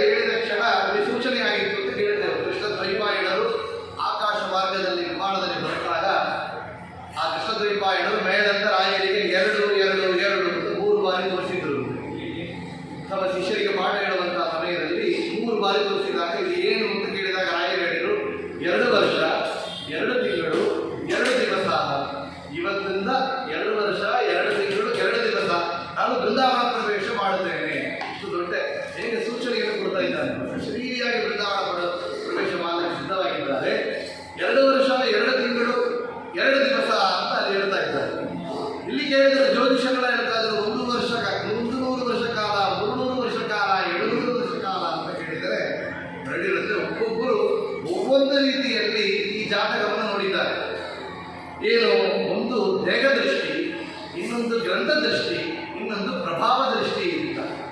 ದೇಹ ದೃಷ್ಟಿ ಅಂತ ಕೇಳಿದರೆ ಈ ಒಂದು ದೇಹದಿಂದ ನಾನು ನಡಮಾಡುವಂತಹ ನಡೆದಾಡುವಂತಹ ಕಾಲ ಅಂತ ಕೇಳಿದರೆ ಅದು 72 ವರ್ಷ ಕಾಲ ರಾಯರಿದ್ದರು ಅಂತ ಹೇಳಿದ ಉಂಟು. 100 ವರ್ಷಕ್ಕೆ ಒಳಗೆ ನಾವು ಶಿಷ್ಯರಿಗೆ ಬೃಂದಾವನ ಪ್ರವೇಶ ಮಾಡುತ್ತೇವೆ. ಆದರೆ 300 ವರ್ಷ ಅಂತ ಹೇಳಿದರೆ ಅದು ಗ್ರಂಥ ದೃಷ್ಟಿ. ನಾವು ರಚನೆ ಮಾಡಿರುವಂತಹ ಗ್ರಂಥಗಳು ಪ್ರಬಲ್ಯ ಆಗಲಿಕ್ಕೆ 300 ವರ್ಷ ಕಾಲ ಆಗತ್ತೆ. ಆ 300 ವರ್ಷ ಕಾಲ ಕ್ರಮೇಣ ಅದು ವಿಶೇಷವಾಗಿ ಪ್ರಬಲ್ಯ ಆಗತ್ತೆ ಅಂತ ಹೇಳಿದ್ರಿಂದ ಅದು 300 ವರ್ಷ. ಇನ್ನೊಂದು ಪ್ರಭಾವ ದೃಷ್ಟಿ. ನಾವು ಶರೀರಿಯಾಗಿ ಬೃಂದಾವನ ಪ್ರವೇಶ ಮಾಡಿದ ಮೇಲೆ ಸೂಕ್ಷ್ಮ ರೂಪದಿಂದ ಎಲ್ಲ ಜಾಗಕ್ಕೂ ಹೋಗ್ತಾ ಇದ್ದೇವೆ, ತೀರ್ಥಯಾತ್ರೆ ಇತ್ಯಾದಿಗಳು. ಯಾಕೆ, ಯಾವ ರೀತಿಯಲ್ಲಿ ಇದ್ದರೆ ಅದು ಕಡೆಯಾಳವಾಗಿ 200 ವರ್ಷ ಬೃಂದಾವನ ಒಳಗೆ ನಾವು ಜೀವನದಿಂದ ಇದ್ದೆವು. ಆ ಒಂದು ಸಮಯದಲ್ಲಿ, ಆ ಒಂದು ಕಾಲದಲ್ಲಿ ಅದು ಕಡೆಯಾಳವಾಗಿ 200 ಮೃತ್ತಿಕಾ ಬೃಂದಾವನ ರೂಪದಿಂದ ನಾವು ಸಂಚಾರವನ್ನು ಮಾಡುತ್ತೇವೆ. ಇಷ್ಟೊಂದು ಜ್ಞಾನ ನೋಡಿ ಇತ್ತು. ಎಷ್ಟು ಮೃತ್ತಿಕಾ ಬೃಂದಾವನ ಬರ್ತಾ ಇದೆ ನೋಡಿದರೆ ಅವರಿಗೆ ಅರ್ಥ ಆಗುತ್ತೆ. 700 ಬೃಂದಾವನ, 700 ಬೃಂದಾವನ ರಾಘವೇಂದ್ರ ಕಾಲದಲ್ಲಿ ಬರುವರು ರಾಘವೇಂದ್ರ 300 ಗ್ರಂಥಕ್ಕೆ ಇದೆ. ಆಗ ರಾಯರ ಗ್ರಂಥಗಳ ಪ್ರಭಾವಕ್ಕಾಗಿ, ಪ್ರಬಲ್ಯಕ್ಕಾಗಿ 100 ವರ್ಷ ಕಾಲ, 700 ವರ್ಷ ಕಾಲ ಅವರು ಒಳಗೆ ಇದ್ದು 72 ದೇವತಾ ಮೂರ್ತಿಗಳನ್ನು ಇವತ್ತು ಕೂಡ ಒಳಗಿದ್ದು ಜಪ ಮಾಡ್ತಾ ಇದ್ದಾರೆ. ರಾಮದೇವರ ಪೂಜೆಯನ್ನು ಒಳಗಿದ್ದು ಮಾಡ್ತಾ ಇದ್ದಾರೆ ಎಂಬ ಅದಕ್ಕೆ ಎಷ್ಟೋ ಬಂದರಿಗೆ ಸೇವೆ ಮಾಡುವವರಿಗೆ ಸೂಚನೆಯನ್ನು ಕೊಟ್ಟಿದ್ದಾರೆ. ಕೊಪ್ಪಳದಲ್ಲಿ ನಿಜವಾಗಿ ದರ್ಶನವನ್ನು ಕೊಟ್ಟಿದ್ದಾರೆ ಅಂತ ಮಹಿಮೆಯನ್ನು ಹೇಳ್ತಾ ಇದ್ದೇವೆ. ಅಂದರೆ ರಾಯರಿಗೆ ಜ್ಯೋತಿಷ ಶಾಸ್ತ್ರ ಜ್ಞಾನ ಎಷ್ಟಿತ್ತು ಅಂತ ಹೇಳ್ತೇವೆ. ಇನ್ನೊಂದು, ಇದು ಜ್ಯೋತಿಷ ಶಾಸ್ತ್ರ ಜ್ಞಾನ ಮಾತ್ರ ಇಲ್ಲ, ಇದು ಅಪರೋಕ್ಷ ಜ್ಞಾನ. ಅಪರೋಕ್ಷಿ ಕೃತಶ್ರೀಷಃ ಸಮಪೇಕ್ಷಿತ ಭಾವಜಃ ಅಪೇಕ್ಷಿತ ಪ್ರಧಾನ ರಾಘವೇಶ್ವರ ಅಂತ ಹೇಳ್ತೇವೆ. ಅಪ್ಪನಾಚಾರ್ಯರು ಕೊಂಡಾಡುತ್ತಾರೆ, ರಾಯರಿಗಿದ್ದ ಅಪರೋಕ್ಷ ಜ್ಞಾನ ಎಷ್ಟು ಅಂತ. ಅವರ ಬೇಡುವವರಿಗೆ ಅಪರೋಕ್ಷ ಜ್ಞಾನ ಆಗುತ್ತಂತೆ, ಅವರ ಬೇಡುವವರಿಗಿಲ್ಲ. ಅವರು ಕಾಷಾಯ ವಸ್ತ್ರವನ್ನು ಅವರಿದ್ದ ಕಾಲದಲ್ಲಿ ಅವರಿಗೆ ಸೇವೆ ಮಾಡಿದಂತಹ ಶಿಷ್ಯರು ಕಾಷಾಯ ವಸ್ತ್ರನ ಒಯ್ಯಬೇಕು ಅಂತ ಹೇಳಿ ಶುದ್ಧ ಮಾಡಲಿಕ್ಕಾಗಿ ನದಿಗೆ ಬಂದಿದ್ದಾರೆ. ನದಿಗೆ ಸ್ನಾನ ಮಾಡಿ ಉಯ್ದುಕೊಳ್ಳಬೇಕು. ಆಗ ರಾಯರಿಗೆ ಆ ಪೂಜೆಯಲ್ಲಿ ಪಾಲ್ಗೊಳ್ಳಬೇಕು ಅಂತೇಳಿ 3 ಅಣ್ಣ ತಮ್ಮಂದರು ಬ್ರಾಹ್ಮಣರು, ಪೂರ್ವಂದರು ಬೇರೆ ಊರಿನಿಂದ ಬರ್ತಾ ಇದ್ದಾರೆ. ಇಲ್ಲಿ ತುಂಗಭದ್ರಾ ನದಿ ತೀರದಲ್ಲಿ ಬರ್ತಾ ಇದ್ದಾರೆ. ರಾಯರ ಮಾಡುವಂತಹ ರಾಮದೇವರ ಪೂಜೆಗಾಗಿ ಹೋಗುತ್ತಾ ಇದ್ದಾರೆ. ಆಗ ಅವರು ಹೇಳಿಕೊಟ್ಟಿರುತ್ತಾರೆ, ರಾಯರ ಅಪರೋಕ್ಷ ಜ್ಞಾನಿಗಳು ಅವರ ಮನಸ್ಸಿನಲ್ಲಿ ನಾವು ಏನು ಅಂದುಕೊಳ್ಳುತ್ತೇವೋ, ಏನು ಬೇಡಿಕೊಳ್ಳುತ್ತೇವೋ ಅದು ಹೇಳುವವರು. ನಾವು 3 ಜನ 3 ಸ್ವೀಟನ್ನು ಮನಸ್ಸಿಗೆ ಹೇಳಿಕೊಳ್ಳೋಣ. ನಾವು ಏನು ಸ್ವೀಟ್ ಹೇಳುತ್ತೇವೋ ಅದು ಇದು ಪ್ರಸಾದದಲ್ಲಿ ಹಾಕಬೇಕಂತ ಹಾಗಂತೇಳಿ ಸಂಕಲ್ಪ ಮಾಡಿದ್ದು ಒಬ್ಬರು ಮನಸ್ಸಲ್ಲಿ ಹೇಳಿಕೊಂಡ್ರು, ಒಬ್ಬರು ಹಲ್ವಾ ಹೇಳಿಕೊಂಡ್ರು, ಒಬ್ಬರು ಜಿಲೇಬಿ ಹೇಳಿಕೊಂಡ್ರು, ಒಬ್ಬರು ಲಡ್ಡು ಹೇಳಿಕೊಂಡ್ರು, ಎಲ್ಲ ಹೇಳ್ತಾ ಇರ್ತಾರೆ. ಇಲ್ಲಿ ಬಂದಾಗ ಈ ರಾಯರ ಶಿಷ್ಯರಾಗಿ ಬಂದವರು ಇಲ್ಲಿ ಬಂದಿದ್ದಾರೆ. ನದಿಯಲ್ಲಿ ಸ್ನಾನ ಮಾಡಲಿಕ್ಕಾಗಿ ಬಂದಿದ್ದರೆ ಅವರು ಹೇಳಿದಿರುತ್ತೆ, ನೀವು ಹೇಳಿದ ಈ ಸ್ವೀಟ್, ನೀವು ಹೇಳಿದ ಈ ಒಂದು ಸಿಹಿ ಪದಾರ್ಥ, ನೀವು ಹೇಳಿದ ಈ ಒಂದು ಸಿಹಿ ಪದಾರ್ಥ ಇವತ್ತು ರಾಮದೇವರ ನೈವೇದ್ಯಕ್ಕೆ ತಯಾರ ಸಿದ್ಧವಾಗಿದೆ, ನೀವು ಬೇಗ ಹೋಗಬೇಕು ಅನ್ನೋದು. ನಿಮಗೆ ಆಶ್ಚರ್ಯ, ಅವರೊಂದು ವಾಟ್ಸಪ್ ಸ್ಟೇಟಸ್ ಹಾಕಿರಲಿಲ್ಲ, ಫೇಸ್ಬುಕ್ ಹಾಕಿರಲಿಲ್ಲ, ಯಾವ ಹೇಳಬೇಕಿತ್ತು ಗೊತ್ತಾಗಿತ್ತು. ಇವರಿಗೆ ಆಶ್ಚರ್ಯ, ಇವರಿಗೆ ಹೇಳ್ತಾರೆ ನಾವು ಅಲ್ಲಿ ಹೇಳಿಕೊಂಡು ಬಂದಿದ್ರೆ ಇವರಿಗೆ ಹೇಗೆ ಗೊತ್ತಾಗಿತ್ತು. ಮತ್ತವರು ಸ್ನಾನ ಮಾಡಿ ಬರ್ತಾ ಇದ್ರು. ನೋಡಿದರೆ ನೀವೆಲ್ಲ ಹೇಳಿದ್ರಲ್ಲ, ನಿಮಗೆ ನಾವು ಮನಸ್ಸಿನಲ್ಲಿ ಅಂದುಕೊಂಡಿದ್ದು ನಿಮಗೆ ಹೇಗೆ ಅರ್ಥ ಆಗಿತ್ತು? ಇಲ್ಲ, ನಾನು ಏನು ಹೇಳಿದ್ದೇವೆ, ಏನು ಗೊತ್ತಿಲ್ಲ, ಏನು ಹೇಳಿದ್ದೇವೆ. ಮತ್ತೆ ಏನು ಮಾಡಿದರು, ರಾಯ ಕಾಷಾಯ ವಸ್ತ್ರಗಳೆಲ್ಲ ಒಳಿಸಿ ಶುದ್ಧ ಮಾಡಿ ಬಡಿಸಿ ತಗೊಂಡು ಬಂದಾಗ ಹೇಳಿದಿರುತ್ತೆ, ಬೇಗ ಸಿದ್ಧ ಮಾಡಿ ರಾಯರು ಸ್ನಾನಕ್ಕೆ ಹೋಗಿದ್ದಾರೆ, ರಾಮದೇವರ ಪೂಜೆ ಆಗಿದೆ, ಮತ್ತು ನೀವು ಹೇಳಿದ ಸಿಹಿ ಪದಾರ್ಥವೇ ಪ್ರಸಾದವಾಗಿ ಬರ್ತಾ ಇದೆ ಅಂತ. ನೋಡಿ ಆಶ್ಚರ್ಯ, ಈಗ ಹೆಂಗೆ ಗೊತ್ತಾಗಿತ್ತು ಅಂತ ನೋಡಿದರೆ ರಾಯರ ಕಾಷಾಯ ವಸ್ತ್ರದ ಸ್ಪರ್ಶ ಮಾತ್ರದಿಂದಲೇ ಅವರಿಗೆ ಅಂತಹ ಅಪರೋಕ್ಷ ಜ್ಞಾನ ಸಿದ್ಧಿಯಾಗಿತ್ತು. ಅಂದರೆ ರಾಯರ ಮಹಿಮೆ ಎಷ್ಟಿರಬೇಕು. ಅಪರೋಕ್ಷಿ ಕೃತಶ್ರೀಷಃ ಸಮಪೇಕ್ಷಿತ ಭಾವಜಃ ಅಪೇಕ್ಷಿತ ಪ್ರಧಾನ ನೀವು ರಾಘವೇಂದ್ರ ಅನ್ನೋದಿದೆ. ಆಗ 3 ಜನ ಮತ್ತು ಅವರು ತೀರ್ಥ ಪ್ರಸಾದ ಕುಡಿದಾಗ ರಾಯರು ಬಂದಿದ್ರು ಅಂತೆ. ನಿಮಗೆ ಏನು ಅಂದುಕೊಂಡಿದ್ರೆ ಬಂದಿದೆಯಾ ಅಂತ ಹೇಳಿ ನೋಡಿ ಅಂತ ಹೇಳಿ ರಾಯರು ಒಂದು ಲಘುಮುಖವನ್ನು ತೋರಿಸಿಕೊಟ್ಟಿರುತ್ತೆ. ಮಂತ್ರಾಕ್ಷ ಕೂಡ ಅವರು ಹೇಳಿರುತ್ತೆ, ನಮ್ಮ ಪರಂಪರೆಯಲ್ಲಿ ಬಂದ ಆ ಒಂದು ಜನಗಳೇ ನಮ್ಮ ಬೃಂದಾವನಕ್ಕೆ ಪೂಜೆ ಮಾಡಬೇಕು ಅಂತ ರಾಯರ ಅನುಗ್ರಹ ಮಾಡಿದ್ದಾರೆ. ಇವತ್ತು ಕೂಡ ರಾಯರ ಮೂಲ ಬೃಂದಾವನಕ್ಕೆ ಆ 3 ಜನ ಆ ಪರಂಪರೆ ಪೂಜೆಯನ್ನು ಮಾಡ್ತಾ ಇದ್ದಾರೆ ಅಂತ ತಿಳಿತೇವೆ. ರಾಯರ ಅಪರೋಕ್ಷ ಜ್ಞಾನಕ್ಕೆ ಒಂದು ಸಾಕ್ಷಿಯಾಗಿದ್ದ ಕುಟುಂಬ ಅಂದರೆ ಅವರೇ ರಾಯರ ಬೃಂದಾವನಕ್ಕೆ ಪೂಜೆ ಮಾಡುವಂತಹ ಕುಟುಂಬ. ರಾಯರಿಗೆ ಅಷ್ಟು ದೊಡ್ಡ ಜ್ಯೋತಿಷ ಶಾಸ್ತ್ರ ಜ್ಞಾನ ಇತ್ತು, ಅಪರೋಕ್ಷ ಜ್ಞಾನ ಅವರಿಗೆ ಇತ್ತು ಅಂತ ಕೇಳ್ತೇವೆ. ಅದು ಮಾತ್ರ ಇಲ್ಲ, ನಾವು ಕೇಳ್ತೇವೆ ಜಗನ್ನಾಥ ದಾಸರು ರಾಯರಿಗೆ ಜ್ಞಾನ, ನಮ್ಮ ಜ್ಞಾನ ಎಂತಂದರೆ ಮುಂದೆ ಬರುವಂತಹ ವಿಷಯಗಳೆಲ್ಲ, ಹಿಂದೆ ನಡೆದ ವಿಷಯಗಳೆಲ್ಲ ಎಲ್ಲೆಡೆ ಇರ್ತದೆ ಅವರು. ನಮ್ಮ ನಮ್ಮ ಎಷ್ಟೋ ನಾವು ಎಷ್ಟು ಜನ್ಮಗಳನ್ನು ತೆಗೆದು ಬಂದಿದ್ದಾರೆ ರಾಯರಿಗೆ ಗೊತ್ತು. ಜಗನ್ನಾಥದಾಸರು ಶ್ರೀನಿವಾಸಾಚಾರ್ಯರಾಗಿದ್ದಾಗ ಹೊಟ್ಟೆನೋವಿನಿಂದ ಪ್ರಾರಬ್ಧವಶಾತ್ ಅವರು ಮಾಡಿದ ಅಪವಾದಕ್ಕೆ ಹೊಟ್ಟೆನೋವು ಬಂದಿತ್ತು. ಕಡಿಗಾಚಲಕ್ಕೆ ಸೇವೆ ಮಾಡಿದರು, ತಿರುಪತಿ ತಿಮ್ಮಪ್ಪನಿಗೆ ಸೇವೆ ಮಾಡಿದರು, ಆಗ ಮಂತ್ರಾಲಯದಲ್ಲೂ ಸೇವೆ ಮಾಡಿದಾಗ ರಾಯರು ಸೂಚನೆಯನ್ನು ಕೊಟ್ಟಿರುತ್ತೆ. ಯಾತಕ್ಕೆ ಅಂದರೆ ಇವರು ಪೂರ್ವ ಅವತಾರದಲ್ಲಿ ಪ್ರಹ್ಲಾದನ ತಮ್ಮ, ತಾವು ಪ್ರಹ್ಲಾದರಾಜರಾಗಿದ್ದಾಗ ನಮ್ಮ ತಮ್ಮ ಸಗಲಾದರೇ ಇಲ್ಲಿ ಬಂದಿದ್ದಾರೆ ಅಂತ ಗೊತ್ತಾಗಿ ಸೂಚನೆಯನ್ನು ಕೊಟ್ಟು ನೀವು ವಿಜಯದಾಸರಿಗೆ ಹೋಗಿ ಅಪವಾದವನ್ನು ಮಾಡಿದ್ರಿ, ಅವರಲ್ಲಿ ಶರಣಾಗತಿ ಹೊಂದಿದರೆ ನಿಮಗೆ ಮುಂದೆ ಅವರು ವಿಶೇಷವಾಗಿ ಮಾರ್ಗದರ್ಶನವನ್ನು ಮಾಡ್ತಾರೆ ಅಂತ ಹೇಳಿ ಸೂಚನೆಯನ್ನು ಕೊಟ್ಟು ಶ್ರೀನಿವಾಸಾಚಾರ್ಯರು ಜಗನ್ನಾಥದಾಸರಾಗಿ ಆಗಬೇಕಾಗಿದ್ದರೆ ಅದಕ್ಕೆ ಮಾರ್ಗದರ್ಶನವನ್ನು ಮಾಡಿದವರು ಯಾರು ಅಂದರೆ ರಾಯರು.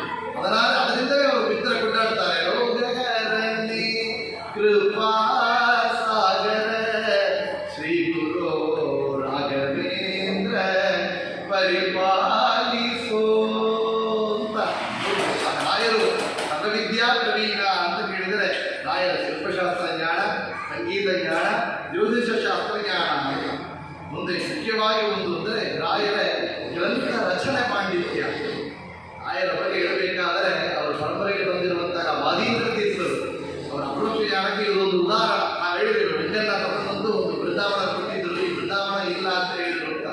ಅವರು ಹೇಳಿದರು ಈ ಬೃಂದಾವನ ಉಪಯೋಗ ಹಾಗೆಯೇ ಆಗುತ್ತೆ.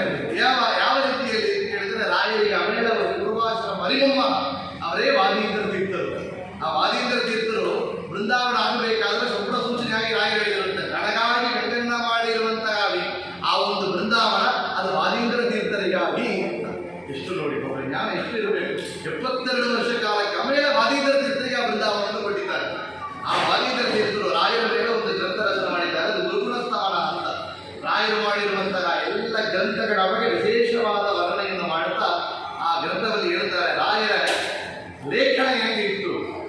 ಚಿತ್ತೇನ ಯುಕ್ತಮರ್ಥಂ ಕಲಯತಿ ಲಕಸಾನ ವಿದಂತೆ ಸದ್ಭಿಃ ಸಾಕಂ ಮೀಮಾಂಸದೇವ ನಲಿಗದಿವದೋದ್ಘಾಟಯತ್ಯಾಚಯಸ್ವಂ ಉಕ್ತಂ ನೋ ವಸ್ತಿ ಭೂಯಃ ಕ್ವಚಿದ ವಿಲಿಖಿತಂ ನೈವ ನಿರ್ಮಾಷ್ಟಿತಸ್ಮಾತ್ ತಸ್ಮಾಭಿಃ ತತ್ಪ್ರಬಂಧ ಪ್ರಣಯನ ವಿಷಯೇ ಸ್ತೂಯತೆ ರಾಘವೇಂದ್ರ. ವಾದೀಂದ್ರ ತೀರ್ಥರು ಹೇಳ್ತಾರೆ ನಮ್ಮ ರಾಯರು ಗುರುರಾಜರು ಅವರ ಲೇಖನ ಅವರ ಹೆಂಗೆ ಪಾಂಡಿತ್ಯ ಹೆಂಗೆ ಇತ್ತು ಗ್ರಂಥ ರಚನೆ ಅಂತ ಹೇಳಿದರೆ ಮನಸ್ಸಿನಲ್ಲಿ ಏನೋ ತೋರಿದೆಲ್ಲ ಬರೆಯುವವರಲ್ಲ. ಒಂದು ವಿಷಯ ಬರಿಬೇಕಾದರೆ ಆಲೋಚನೆ ಮಾಡಿ ಬರಿತಾ ಇದ್ದಂತೆ. ಆಲೋಚನೆ ಮಾಡಿ ಮಾಡಿ ಮಾಡಿ ಕನ್ಫರ್ಮ್ ಮಾಡಿಕೊಂಡು 10-20 ರೆಫರೆನ್ಸ್ ನೋಡಿ ರಾಯರು ಬರೆದಾದರು. ಮನಸ್ಸಿನಲ್ಲಿ ಏನು ತೋರಿತು ಅದು ಬರೆಯುವವರು, ನಮಗೆ ಇಷ್ಟಪಟ್ಟದನ್ನು ಬರೆಯುವವರಲ್ಲ. ನಮ್ಮ ಗುರುಗಳಾದ ಭಗವಂತ ವೇದವ್ಯಾಸರ ಮೂಲ ಗ್ರಂಥಗಳು, ಆಚಾರ್ಯರ ಸರ್ವಮೂಲ ಗ್ರಂಥಗಳು, ಅಪ್ಪಣಾವತೀರ್ಥರ ಇತ್ಯಾದಿ ಮುನಿಗಳು ಮಾಡಿಕೊಟ್ಟಿರುವ ಟೀಕಾ ಗ್ರಂಥಗಳು, ಜೈತೀರ್ಥರು ಮಾಡಿಕೊಟ್ಟಿರುವ ಟೀಕಾ ಗ್ರಂಥಗಳನ್ನು ನೋಡಿ ಬರೆದವರು ರಾಯರು. ನಮಗಾಗಿ ತೋರಿದ್ದನ್ನು ಬರೆದವರಲ್ಲ. ಒಂದು ವಿಷಯ. ಇನ್ನೊಂದು, ಒಂದು ಬಾರಿ ಒಂದು ವಿಷಯವನ್ನು ಬರೆದರೆ, ಒಂದು ವಿಷಯವನ್ನು ಹೇಳಿದರೆ ಮತ್ತೊಂದು ಬಾರಿ ಮತ್ತೊಂದು ಜಾಗದಲ್ಲಿ ಅದು ರಿಪೀಟ್ ಮಾಡೋದಿಲ್ಲ, ಡೂಪ್ಲಿಕೇಟ್ ಇರೋದಿಲ್ಲ. ನಾವೇ ಮಾಡ್ತೇವೆ, ದೊಡ್ಡ ಪುಸ್ತಕ ಆಗಬೇಕು, 400 ಪೇಜ್ 500 ಪೇಜ್ ಹೇಳಿದರೆ ಮತ್ತೆ ಹೇಳೋದು, ವಿಸ್ತಾರವಾಗಿ ಸೆಳೆದು ಹೇಳೋದು, ಯಾವ ರೀತಿಯಲ್ಲಿ ಮಾಡುವವರಲ್ಲ. ಇನ್ನೊಂದು ಹೇಳ್ತಾರೆ ರಾಯರೊಳಗೆ, ರಾಯರು ಎಂಥವರು ಅಂದರೆ ಅವರ ಗ್ರಂಥ ಇವತ್ತು ಕೂಡ ಭದ್ರಾಳಿಯಲ್ಲಿ ಆಗುತ್ತೆ, ಅವರು ನೋಡೋಕ್ಕಾಗುವುದು. ಭದ್ರವಾಗಿ ಇಟ್ಟಿದ್ದಾರೆ. ರಾಯರ ಗ್ರಂಥ ರಚನೆ ಲೇಖನ ಸಾಮರ್ಥ್ಯ ಹೇಗಿತ್ತು ಅಂದರೆ ಒಂದು ಬಾರಿ ಬರೆದರೆ ಅದರ ಮತ್ತೊಂದು ಬಾರಿ ಅಳಿಸುವುದಿಲ್ಲ ರಾಯರು. ರಾಯರು ಆ ಕಾಲದಲ್ಲಿ ಗ್ರಂಥ ರಚನೆ ಮಾಡಬೇಕು ನೋಡಿ, ದೊಡ್ಡ ಓಲೆಯ ತೆಗಿಬೇಕು, ಆಣಿಯಿಂದ ಅದನ್ನು ಬರೀಬೇಕು, ಅದನ್ನು ಇಂಕ್ ಫಿಟ್ ಮಾಡಬೇಕು, ಆ ಇಂಕ್ ಮಡಿಯಿಂದ ತಾವೇ ಕಟ್ಟ ಮಾಡಿಕೊಡಬೇಕು. ಗಂಗಾದಿ ತೀರ್ಥಗಳಿಂದ ಬೇರೆ ಯಾವ ಕೊಟ್ಟು ತಗೊಳ್ಳೋಕ್ಕಿಲ್ಲ. ಅಂಥ ರೀತಿಯಲ್ಲಿ ಗ್ರಂಥ ರಚನೆ ಮಾಡಿ ಅದನ್ನು ಅಳಿಸಬೇಕಾದ್ರೆ ಈ ಪಾಪು ಕೊಟ್ಟೆ ಅಂತ ಅದನ್ನು ಉಪಯೋಗ ಮಾಡಿದ್ದಾರೆ. ರಾಯರ ಗ್ರಂಥ ಸಾಮರ್ಥ್ಯ ಹೇಗಿತ್ತು ಅಂದರೆ ರಚನಾ ಸಾಮರ್ಥ್ಯ, ಒಂದು ಬಾರಿ ಬರೆದರೆ ಮತ್ತೊಂದು ಬಾರಿ ರಿಪೀಟ್ ಮಾಡೋದಿಲ್ಲ, ಒಂದು ಬಾರಿ ಬರೆದರೆ ಮತ್ತೊಂದು ಬಾರಿ ಅಳಿಸೋದೇ ಇಲ್ಲ. ಅದು ಓವರ್ ರಿಟರ್ನ್ ಕಾನ್ಸೆಪ್ಟೇ ಇಲ್ಲ ರಾಯರಲ್ಲಿ. ನಮ್ಮ ಮಕ್ಕಳಿಗೆ ಹೇಳಿಕೊಡ್ಬೇಕು, ರಾಯರಂತ ನಮ್ಮ ಮಕ್ಕಳಾಗಬೇಕು ಅಂದರೆ ರಾಯರ ಸೇವೆಯನ್ನು ಮಾಡಿದರೆ ನಮ್ಮ ಮಕ್ಕಳು ಒಳ್ಳೆ ಲೇಖನ ಮಾಡುವಂಥ ಸಾಮರ್ಥ್ಯ ನಮ್ಮ ಮಕ್ಕಳಿಗಾಗತ್ತೆ ಅಂತ. ಆ ರಾಯರ ಗ್ರಂಥವನ್ನು ಹೇಳಿದರೆ ಅವರ ಗ್ರಂಥ ಸಾಮರ್ಥ್ಯವಾದ ಗುರುಗುಣೋತ್ತಮದಲ್ಲಿ ಹೇಳ್ತಾರೆ. ಮುಖ್ಯವಾಗಿ ವಿಶೇಷವಾಗಿ ಅಪ್ಪಣ್ಣಾಚಾರ್ಯರು ಕೊಂಡಾಡ್ತಾರೆ. ರಾಯರು ಎಂತಹ ಗ್ರಂಥಗಳನ್ನು ಬರೆದಿದ್ದಾರೆ. ವೇದ ವ್ಯಾಸ ಮುನೀಶ ಮತ್ವ ಯತಿರಾಟ್ ಈ ಕಾರ್ಯ ವಾಕ್ಯಾಮೃತಂ ಜ್ಞಾತ್ವಾ ದ್ವೈತಪದಂ ಹಲಾಮಂ ಜಟ್ವಾ ಸಮಾಖ್ಯಾಪ್ತಯೇ ಶ್ರೀಮತ್ ಸದ್ಗುರು ರಾಘವೇಂದ್ರ ವತ್ವ ಯತಿರಾಟ್ ಟೀಕಾವ್ಯ ವಾಕ್ಯಾಮೃತಂ. ವೇದವ್ಯಾಸರು ಕೊಟ್ಟಿರುವಂತಹ ಮೂಲ ಗ್ರಂಥಗಳು, ಮಹಾಭಾರತ ಇತ್ಯಾದಿ ಮೂಲ ಗ್ರಂಥಗಳು, ಬ್ರಹ್ಮಸೂತ್ರ ಇತ್ಯಾದಿ ವಿಷಯಗಳನ್ನ, ಆಚಾರ್ಯರು ಕೊಟ್ಟಿರುವಂತಹ ಸರ್ವಮೂಲ ಗ್ರಂಥಗಳನ್ನ, ಟೀಕಾಚಾರ್ಯ ಕೊಟ್ಟಿರುವಂತಹ ಎಲ್ಲ ಟೀಕಾ ಗ್ರಂಥಗಳನ್ನ ನೋಡಿ ಆಲೋಚನೆ ಮಾಡಿ ವಿಶೇಷವಾಗಿ ವ್ಯಾಖ್ಯಾನವನ್ನ, ಟಿಪ್ಪಣಿಯನ್ನು ಕೊಟ್ಟಿದ್ದಾರೆ ರಾಯರು. ಅದರಲ್ಲಿ ಒಂದು ವಿಷಯ ಅಂತ ಕೇಳಿದರೆ, ರಾಯರು ಕೊಟ್ಟಿರುವಂತಹ ಗ್ರಂಥ ಅಂತ ಹೇಳಿದರೆ, ಆಚಾರ್ಯರು ಬ್ರಹ್ಮಸೂತ್ರಕ್ಕಾಗಿ ಮಾಡಿರುವಂತಹ 4 ಗ್ರಂಥಗಳು: ಬ್ರಹ್ಮಸೂತ್ರ ಭಾಷ್ಯ, ಬ್ರಹ್ಮಸೂತ್ರ ಅಣುಭಾಷ್ಯ, ನ್ಯಾಯ ವಿವರಣ, ಇನ್ನೊಂದು ಅಣುವ್ಯಾಖ್ಯಾನ ಅಂತ. ಆ ಅಣುವ್ಯಾಖ್ಯಾನಕ್ಕಾಗಿ ಜಯತೀರ್ಥರು ಕೊಟ್ಟಿರುವ ಗ್ರಂಥವೇ ಅದು ಶ್ರೀಮನ್ ನ್ಯಾಯಸುಧಾ. ಆ ನ್ಯಾಯಸುಧಾ ಗ್ರಂಥಕ್ಕಾಗಿ ರಾಯರು ಮಾಡಿರುವಂತಹ ವ್ಯಾಖ್ಯಾನ ಪರಿಮಳ, ಅದುವೇ ಸುಧಾ ಪರಿಮಳ. ಅದರಿಂದ ಅವರಿಗೆ ಪರಿಮಳಾಚಾರ್ಯ ಅವರು ಅಂತ ನಾವು ಬಂದಿತ್ತು ಕೇಳ್ತೇವೆ. ಆ ಪರಿಮಳ ಗ್ರಂಥವನ್ನು ಹೇಳಬೇಕಾದ್ರೆ ವಾದೀಂದ್ರ ತೀರ್ಥರು ವರ್ಣ ಮಾಡ್ತಾ ಇದ್ದಾರೆ, ಗೊತ್ತಿಲ್ಲ, ಅದನ್ನು ಸಂಕ್ಷಿಪ್ತವಾಗಿ ಹೇಳ್ತಾ ಇದ್ದೇವೆ.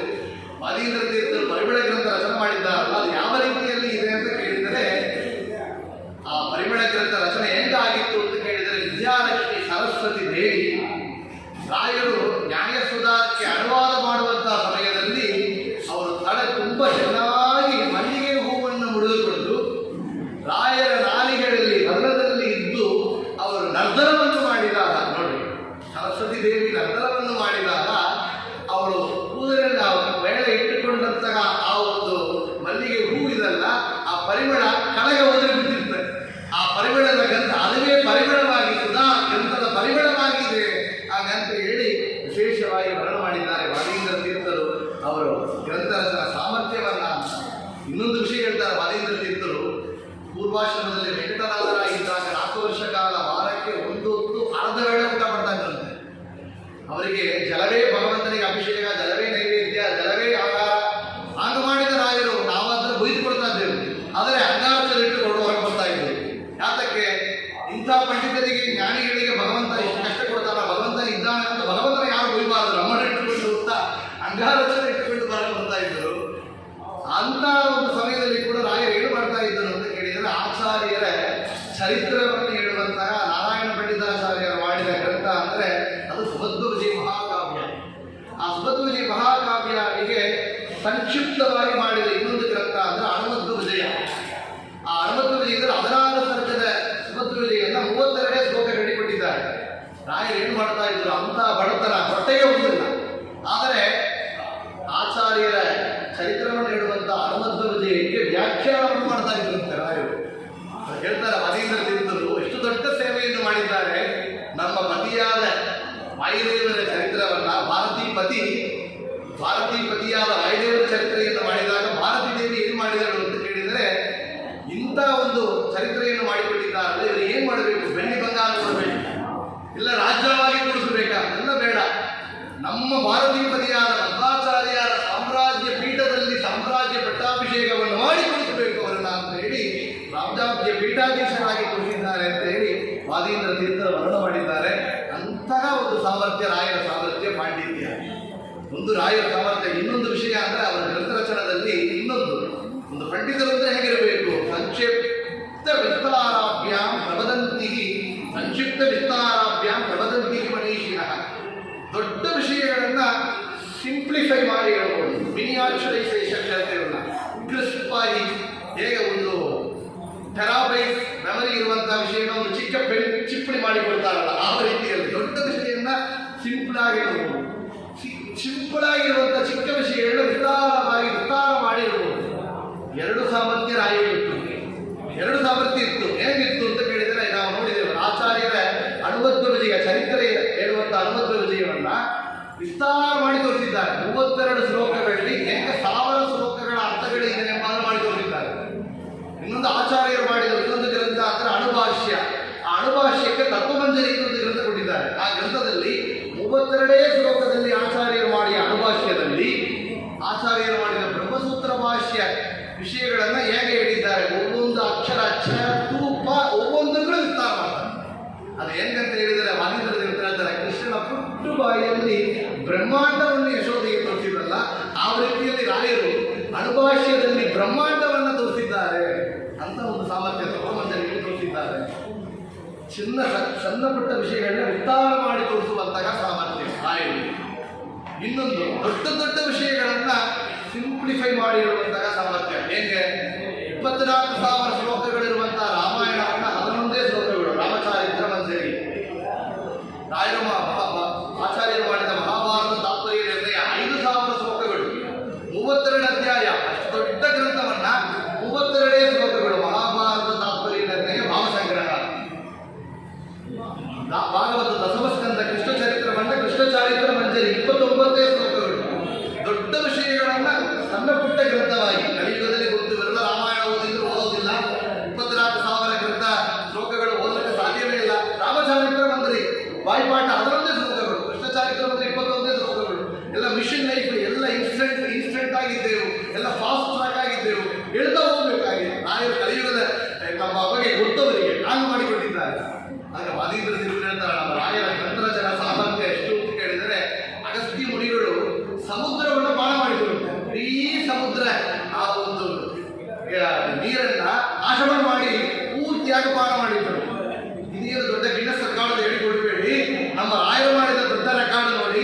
ರಾಮಾಯಣದ 24,000 11 ಶ್ಲೋಕಗಳಲ್ಲಿ, ಮಹಾಭಾರತ ತಾತ್ಪರ್ಯ 5,000 ಶ್ಲೋಕಗಳನ್ನ 32 ಶ್ಲೋಕಗಳಿಗೆ ಮಾಡಿಕೊಂಡಿದ್ದಾರಲ್ಲ. ಅಗಸ್ತ್ಯರು ಮಾಡಿ ತೋರಿಸಿದ ಸಾಮರ್ಥ್ಯ ನಮ್ಮ ರಾಯರಲ್ಲಿ, ನಮ್ಮ ಗುರುರಾಜರಲ್ಲಿ ಉಂಟು ಅಂತ ವಾದೀಂದ್ರ ತೀರ್ಥರು ವರ್ಣ ಮಾಡ್ತಾರೆ. ಅದು ರಾಯರ ಗ್ರಂಥ ರಚನೆ ಸಾಮರ್ಥ್ಯ. ಇದು ಸರ್ವವಿದ್ಯಾ ಪ್ರವೀಣ ಅಂದರೆ ರಾಯರ ಗ್ರಂಥ ರಚನದಲ್ಲಿ ಅವರಿರುವಂತಹ ಸಾಮರ್ಥ್ಯವನ್ನು ನಾವು ನೋಡಿದ್ದೇವೆ. 4ನೇ ವಿಷಯ. ಇನ್ನೊಂದು ರಾಯರು ಅಂದರೆ ನಾವು ಕೇಳ್ತೇವೆ, ರಾಯರ ಗ್ರಂಥ ರಚನಾ ವಿಷಯದಲ್ಲಿ ಇನ್ನೊಂದು ಎಕ್ಸಾಂಪಲ್ ಉದಾಹರಣೆ ಅಂತ ಹೇಳಿದರೆ, ಅವರು 2 ಗದ್ಯ ಗ್ರಂಥಗಳನ್ನು ಕೊಟ್ಟಿದ್ದಾರೆ. ಗದ್ಯ ಅಂದರೆ ಪ್ರೋಸ್, ಕಾವ್ಯ ಅಂದರೆ ಪೋಯಮ್, ಪೊಯೆಟ್ರಿ ಅಂತ ಹೇಳ್ತೇವೆ. ಪೊಯೆಟ್ರಿ ಬಾಯ್ಪಾಠ ಮಾಡಬಹುದು, ಪ್ರೋಸ್ ಬಾಯ್ಪಾಠ ಮಾಡಲಿಕ್ಕೆ ಸಾಧ್ಯ ಇಲ್ಲ. ಆದರೆ ಗದ್ಯದಲ್ಲಿ ಬರಿಬೇಕು ಅಂದರೆ ಕೊಂಚ ಕಠಿಣವಾದದ್ದು. ಗದ್ಯ ದರ್ಶನ ಒಂದು ಕಠಿಣ. ಅದರ ರಾಯರು ಮಾಡಿದ ದೊಡ್ಡ 2 ಗ್ರಂಥಗಳು ಅಂದರೆ, ಒಂದು ಪ್ರಾತಸಂಕಲ್ಪ ಗದ್ಯ, ಹೌ ಟು ಸ್ಟಾರ್ಟ್ ಡೇ ಅಂತ ಹೇಳ್ತಾರೆ. ನಾವು ಗುಡ್ ಮಾರ್ನಿಂಗ್ ಹೇಳಬೇಡಿ, ಪ್ರಾತಸಂಕಲ್ಪ ಗದ್ಯ ಹೇಳಿ ಅಂತ. How to end day, good night ಹೇಳಬೇಡಿ, ಸರ್ವಸಮರ್ಪಣ ಗದ್ಯ ಹೇಳಿ ನೀವು ಮಾಡಿದ್ದನ್ನು ಸಮರ್ಪಣ ಮಾಡಿ ಅಂತ. ಅದರಲ್ಲಿ ಈ ಪ್ರಾತಸಂಕಲ್ಪ ಗದ್ಯ ಇದಲ್ಲ, ಅದು ಫುಲ್ ಸ್ಟಾಪ್ ಇಲ್ಲದೆ ರಾಯರು ಮಾಡಿದ ಕಮಾ ಸಪರೇಟೆಡ್ ಗ್ರಂಥಗಳು. 1000 ಶಬ್ದಗಳು, ವರ್ಡ್ಸ್ ಅದರಲ್ಲಿ ಶಬ್ದಗಳಿದೆ ಅಂದರೆ 1000 ಶಬ್ದಗಳಲ್ಲಿ 99% ಒಂದೇ ವಾಕ್ಯವಿದೆ. ನೋಡಿ, ಯಾರೋ ಒಬ್ಬರು ಇಷ್ಟೊಂದು ಹೇಳುವಂಥ ಸಾಮರ್ಥ್ಯ ಇದೆಯೋ. ಕಮಾ ಸಪರೇಟೆಡ್ ಮಾತಾಡಪ್ಪ, ಎಷ್ಟು ನಾನ್ ಸ್ಟಾಪ್ ಮಾತಾಡಬೇಕು. 1000 ಶಬ್ದಗಳಲ್ಲಿ 99% ಫುಲ್ ಸ್ಟಾಪ್ ಇಲ್ಲದೆ ಒಂದು ಗ್ರಂಥ ಅಂದರೆ ರಾಯರು ಮಾಡಿದ ಸಾಮರ್ಥ್ಯ. ಅಂದರೆ ಅವರ ಕವಿತಾ ಸಾಮರ್ಥ್ಯ, ಗ್ರಂಥರಚನ ಸಾಮರ್ಥ್ಯ, ಅವರ ಪಾಂಡಿತ್ಯವನ್ನ ಅದರಲ್ಲಿ ನೋಡ್ಬೋದು. ಅಂಥ ಮಹಿಮೆ ರಾಯರು ಅಂತ ಹೇಳ್ತಾ, ಈ ಒಂದು ದಿವಸದಲ್ಲಿ ರಾಯರ ಮಹಿಮೆ, ಸರ್ವವಿದ್ಯಾ ಪ್ರವೀಣರು ರಾಯರು ಎಂಬುದಾಗಿ, ರಾಯರ ಸರ್ವವಿದ್ಯಾ ಪಾರಂಗತಃ ಎಂಬುದಾಗಿ ರಾಯರನ್ನ ಒಂದು ವಿಷಯದಲ್ಲಿ ನಾವು ಇವತ್ತು ನೋಡಿದ್ದೆವು. ಶಿಲ್ಪಶಾಸ್ತ್ರ ಸಾಮರ್ಥ್ಯ, ಸಂಗೀತ ಪಾರಂಗತಃ ಅಂತ ಸಂಗೀತದಲ್ಲಿ ಅವರಿಗಿದ್ದ ಜ್ಞಾನ, ಗ್ರಂಥರಚನೆಯಲ್ಲಿ ಅವರಿಗಿದ್ದ ಜ್ಞಾನ, ಜ್ಯೋತಿಷ ಶಾಸ್ತ್ರದಲ್ಲಿ ಅವರಿಗಿದ್ದ ಜ್ಞಾನ ಇತ್ಯಾದಿ ವಿಷಯಗಳನ್ನು ನೋಡಿದ್ದೇವೆ. ಇನ್ನು ಎಷ್ಟೋ ಗೊತ್ತು ನಮಗಿರುವಂತಹ 1 ಗಂಟೆ ಕಾಲದಲ್ಲಿ ಇಷ್ಟೇ ಸಾಮರ್ಥ್ಯ. ವಾದೀಂದ್ರ ಹೇಳ್ತಾರೆ, ರಾಯರ ಮಹಿಮೆ ಅಂತ ಹೇಳಿ ಹೊರಟಿದ್ದೆ ಗುರುಗಳ ಸ್ಥಳದಲ್ಲಿ. ಅವರ ಮಹಿಮೆ ಅಂತ ಕೇಳಿದರೆ ಅದು ಸಮುದ್ರ. ಆದರೆ ನಾವು ಮಾಡಿದ್ದೇನು, ಸಮುದ್ರ ಒಂದು ಕೊನೆಯಲ್ಲಿ ಒಂದು ಮೂಲೆಯಲ್ಲಿ ಕುತ್ಕೊಂಡು ತಂಬಿಯಲ್ಲಿ ತೆಗೆದು ಪ್ರೋಕ್ಷಣೆ ಮಾಡಿದ್ದೇವಂತೆ. ಆದರೆ ಅದು ಸಮುದ್ರ ಸ್ನಾನನೇ ಉಂಟು, ಅದು ಸಮುದ್ರ ಸ್ನಾನನೇ. ಎಷ್ಟು ಮಾಡಿದರೆ ಸಮುದ್ರ ಸ್ನಾನನೇ. ಇವತ್ತು ನಾವು ಮಾಡಿಕೊಂಡದ್ದು ಏನೋ ಒಂದು ಪ್ರೋಕ್ಷಣೆ ಮಾಡಿಕೊಂಡಿದ್ದೇವೆ. ರಾಯರ ಸಮುದ್ರ ಎಂಬ ಮಹಿಮೆಯಲ್ಲಿ 1-2 ಮಾತುಗಳನ್ನ, ವಿಷಯಗಳನ್ನ ಸಮುದ್ರ ಸ್ನಾನ ಪ್ರೋಕ್ಷಣೆಯಾಗಿದೆ ಅಂತ ನೋಡುತ್ತಾ, ಅಂತ ಮಹಿಮೆ ಪಾಂಡಿತ್ಯರುವಂತ ರಾಯರನ್ನ ಈ ದೃಷ್ಟಿಯಲ್ಲಿ ನೋಡಿದರೆ, ರಾಯರಿಗೆ ನಾವು ಏನು ಕೇಳಬೇಕು ಅಂದರೆ, ಪೂರ್ಣಾಯುವು ಪೂರ್ಣ ಸಂಪತ್ತಿಗೆ ಸ್ತೋತ್ರ ಸ್ಯಾತಿ ಜಪಾತ್ರವೇನು. ರಾಯರನ್ನ ಬೇಡುವವರಿಗೆ ಎಲ್ಲ ಅಲ್ಪವಾಗಿ ಕೊಡುವವರಲ್ಲ. ಆಯುಷು ಕೊಟ್ಟರೆ ಪೂರ್ಣ ಆಯುಷು, ಸಂಪತ್ತು ಕೊಟ್ಟರೆ ಪೂರ್ಣ ಸಂಪತ್ತಿಗೆ ಸ್ತೋತ್ರ ಸ್ಯಾತಿ ಜಪಾತ್ರವೇನು ಅಂತ ಹೇಳ್ತಾ, ಅವರು ಸಂಪತ್ತು ಕೊಡ್ತಾರೆ. ಅವರಿಗೆ ಸಂಪತ್ತು ಹೆಂಗಿರಬೇಕು? ಎಲ್ಲೋ ಲಕ್ಷ ಗಟ್ಟಲು ಕೋಟಿ ಗಟ್ಟಲು ಸಂಪಾದನೆ ಮಾಡ್ತೇವೆ. ಅದು ಯಾರೋ ಕಳ್ಳ ತಗೊಂಡು ಹೋಗ್ತಾನೆ, ಏದೋ ಫ್ಲಡ್ಲಿ ಹೋಗ್ತಾ ಇದೆ, ಇಲ್ಲ ಡಾಕ್ಟರಿಗೆ ಕೊಡ್ತಾ ಇದ್ದೇವೆ, ಅದು ಪೂರ್ಣ ಸಂಪತ್ತು ಅಂತ. ಅದು ಪೂರ್ಣ ಸಂಪತ್ತಲ್ಲ. ಪೂರ್ಣ ಸಂಪತ್ತು ಅಂದರೆ ಬ್ರಾಹ್ಮಣ ಭೋಜನಕ್ಕಾಗಿ, ಜ್ಞಾನ ಕಾರ್ಯಕ್ಕಾಗಿ, ಗುರುಗಳ ಸೇವೆಯಾಗಿ ನಾವು ಖರ್ಚು ಮಾಡಿದರೆ ಅದು ಪೂರ್ಣ ಸಂಪತ್ತು. ರಾಯರು ಕೊಟ್ಟರೆ ಚೆನ್ನಾಗಿ ಕೊಡ್ತಾರೆ, ಆದರೆ ಒಳ್ಳೆ ರೀತಿಯಲ್ಲಿ ಅದನ್ನ ಖರ್ಚು ಮಾಡುವಂಥ ಸಾಮರ್ಥ್ಯವನ್ನು, ಆ ಮಾರ್ಗದರ್ಶನವನ್ನು ಕೊಡ್ತಾರೆ. ಪೂರ್ಣ ಸಂಪತ್ತಿ, ಪೂರ್ಣಾಯುವು 3 ವರ್ಷ ಕಾಲದ 20 ವರ್ಷ ಕೋಮಾಳ ಇರುವಂತಹ ಆಯುಷಲ್ಲೂ ನಾವು ಏನೊಂದು ಕೆಲ 100 ವರ್ಷ ಆಯುಷ್ಯಂದ್ರೂ ಕೂಡ ಆ ಕ್ಷಣದಕ್ಕೆ ಭಗವಂತನ ಮಹಿಮೆಯನ್ನ, ರಾಯರ ಮಹಿಮೆಯನ್ನ ಶ್ರವಣ ಮಾಡುತ್ತಾ, ಕೀರ್ತನ ಮಾಡುತ್ತಾ, ಸೇವೆ ಮಾಡುವಂಥ ಆಯುಷನ್ನು ಕೊಡ್ತಾರೆ ರಾಯರು. ರಾಯರ ಎಲ್ಲನೇ ಮಹಿಮೆ.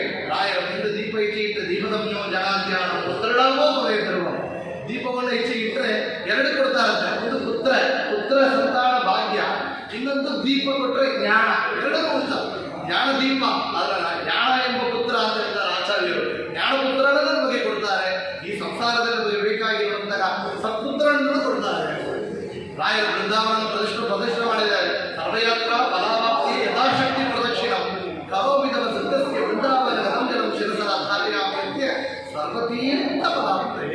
ಅವರು ಬೃಂದಾವನ ಪ್ರದಕ್ಷಿಣ ಮಾಡಿದವರಿಗೆ ಎಲ್ಲ ತೀರ್ಥಯಾತ್ರದ ಫಲ. ಯಾತಕ್ಕೆ ಅಂದರೆ ಅವರೇ ಎಲ್ಲ ತೀರ್ಥಯಾತ್ರೆ ಮಾಡಿದ್ದಾರೆ, ಆ ಫಲವನ್ನು ಕೊಡ್ತಾ ಇದ್ದಾರೆ.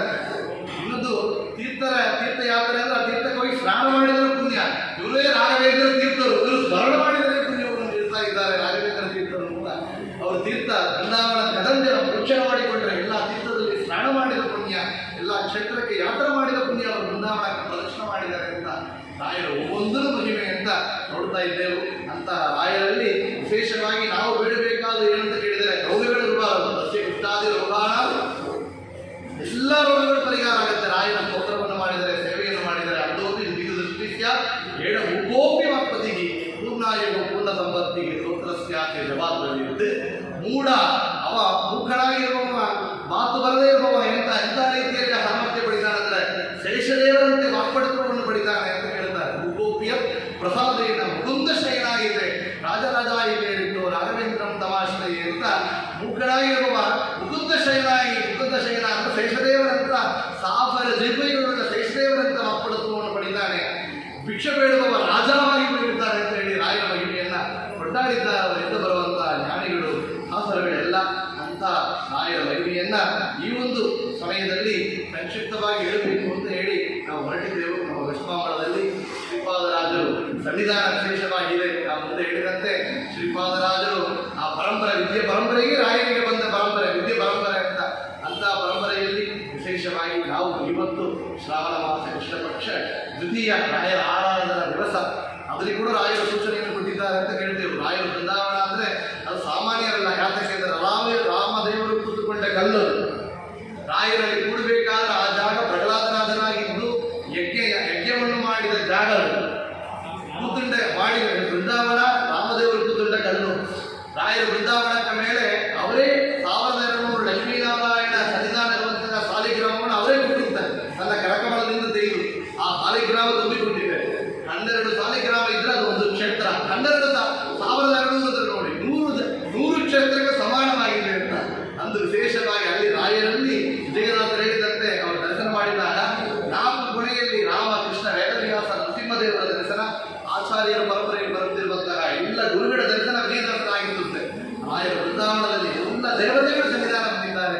ಮುಖ್ಯಪುರಾಣ ದೇವರು ಭಗವಂತ ಸನ್ನಿಧಾನವನ್ನು ಹೊಂದಿದ್ದಾರೆ ಅಂತ ಹೇಳಿ ರಾಯರ ಬೃಂದಾವನ ಮಹಿಮೆ ಅಂತದ್ದು ಅಂತ ಹೇಳಿದರೆ, ಅವರು ಬೃಂದಾವನ ಪ್ರವೇಶ ಮಾಡಿದ ದಿವಸ ಅಂದರೆ ಅದು ಶ್ರಾವಣ ಮಾಸ. ಶ್ರವಣ ಮನಕಾನಂದ ನೀಡುವುದು ಬಹುಜನಿತದು ಕಗಡ ಕವೆಯುವುದು ವಿವಿಧ ಭೋಗಗಳ ಯಪರಂಗಳು ಇತ್ತು ಸಲಗುವುದು ಅಂತ ಶ್ರವಣ ಭಕ್ತಿ ಅದು ಪ್ರಹ್ಲಾದರಾಜರಾಗಿದ್ದು ಅವರೇ ಹೇಳಿದ ಭಕ್ತಿ. ಶ್ರವಣಂ ಕೀರ್ತನಂ ವಿಷ್ಣೋ ಸ್ಮರಣಂ ಪಾದಸೇವನಂ ಅರ್ಚನಂ ವಂದನಂ ದಾಸ್ಯಂ ಸತ್ಯಮಾತ್ಮ ನಿವೇದನ ಅಂತ ಶ್ರವಣ ಭಕ್ತಿ.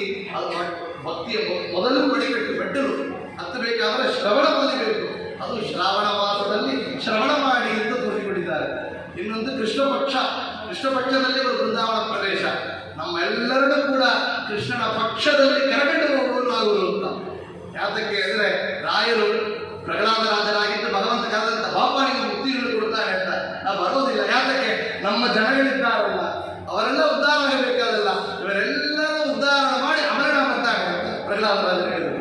ಅದೇ ಮೊದಲ ರಾಯರು 700 ವರ್ಷ ಬೃಂದಾವನದಲ್ಲಿ ಕುಳಿತು ಇವತ್ತು ನೋಡಿ ಅಲ್ಲಲ್ಲಿ ಅವರ ಹಬ್ಬಗಳು ನಡೀತಾ ಇದೆ, ಶ್ರಾದ್ದಗಳು ನಡೀತಾ ಇದೆ, ಎರಡೆಲ್ಲೋ ತೀರ್ಥ ಪ್ರೋಕ್ಷಣೆಯನ್ನು ಮಾಡಿಕೊಳ್ತಾ ಇದ್ದಾರೆ.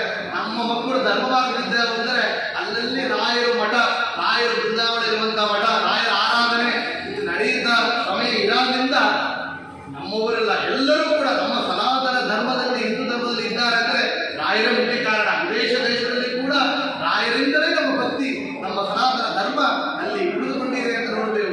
ಅದರಿಂದ ರಾಯರು ಕೃಷ್ಣ ಪಕ್ಷ ಮೊದಲ ನಮ್ಮೆಲ್ಲರೂ ಕೂಡ ಕೃಷ್ಣ ಪಕ್ಷ ಕರೆದುಕೊಂಡು ಹೋಗುವರು. ದ್ವಿತೀಯ ಅವರು ಬೃಂದಾವನ ಪ್ರವೇಶ ದ್ವೈತವಾದ ಅವರು ಮಧ್ವಮತ ನರ್ತನ ದ್ವೈತ ಸಿದ್ಧಾಂತವನ್ನು ಪ್ರಚಾರ ಮಾಡಕ್ಕಾಗಿ ಅವತಾರ ಮಾಡಿದವರು. ನಮಗೂ ಕೂಡ ಆಚಾರ್ಯರ ಗ್ರಂಥಗಳ ಬಗ್ಗೆ ಜ್ಞಾನವನ್ನು ನೀಡಲಿ ಅಂತ ಅವರಲ್ಲಿ ಪ್ರಾರ್ಥನೆ ಮಾಡುತ್ತಾ ಇಂತಹ ವಿಶೇಷವಾದ ಪರ್ವಕಾಲದಲ್ಲಿ ರಾಯರ ಆರಾಧನೆ ನಮ್ಮ ಶ್ರೀಪಾದರಾಜ ದೇವರಾಜ ಮಠದಲ್ಲಿ ನಡೆದಿದೆ. ಈ ಒಂದು ಸಮಯದಲ್ಲಿ ವಿಶೇಷವಾಗಿ ಭಕ್ತ ಜನರೆಲ್ಲ ಬಂದಿದ್ದೀರಿ. ಈ ಒಂದು ಸಮಯದಲ್ಲಿ ನಾವು ಮಾಡಿರುವಂತಹ 2 ಮಾತುಗಳು ರಾಯರ ಮಹಿಮೆ ಸರ್ವವಿದ್ಯಾ ಪ್ರವೀಣ ಎಂಬುದಾಗಿ ರಾಯರ ಆ ಪಾಂಡಿತ್ಯವನ್ನ ವಿದ್ಯೆಯ ಸಂಪತ್ತನ್ನು ನಾವು 2 ಮಾತನ್ನು ಹೇಳಿದ್ದೆವು. ಈ 2 ಮಾತುಗಳನ್ನು ರಾಘವೇಂದ್ರ ತೀರ್ಥ ಗುರುವಾಂತರ್ಗತ, ಜಯೇಂದ್ರ ತೀರ್ಥ ಗುರುವಾಂತರ್ಗತ, ವ್ಯಾಸರಾಜ ತೀರ್ಥ ಗುರುವಾಂತರ್ಗತ, ಶ್ರೀಪಾದರಾಜ ಗುರುವಾಂತರ್ಗತ, ಭಾರತೀಯ ಮುಖ್ಯ ಪ್ರಾಣಾಂತರ್ಗತ ಆ ಮೂಲ ಗೋಪೀನಾಥನ ವಾದಾರ ವಿದ್ಯೆಗಳಲ್ಲಿ ಅಭಿನನಾದ ಶ್ರೀನಾಥ ರಾಮಚಂದ್ರ ಮೂರ್ತಿ ವಾದಾರ ವಿದ್ಯೆಗಳಲ್ಲಿ ಸಮರ್ಪಣೆ ಮಾಡುತ್ತೇವೆ.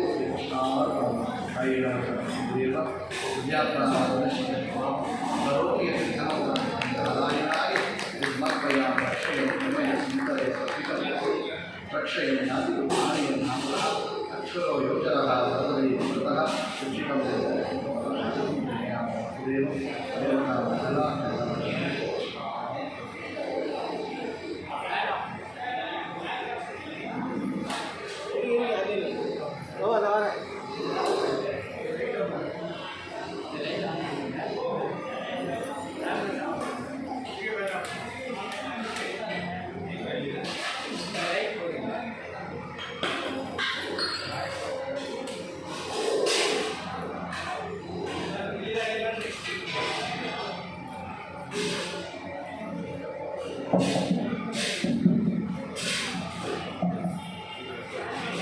ಗುರುರಾಜ ಸರ್ ಹೇಳಿದಂತೆ ಈ ಮಠ ನಮಗೆ ಗೊತ್ತಿಲ್ಲ. ನಮ್ಮ ತಾಯಿ ಮನೆ ಅಂದರೆ ಪ್ರತಿ ವರ್ಷ ಅಲ್ಲಲ್ಲಿ ಒಂದೊಂದು ಆರಾಧನೆಯನ್ನು ಈ ವರ್ಗಡದಲ್ಲಿ ಬಂದಿತ್ತು.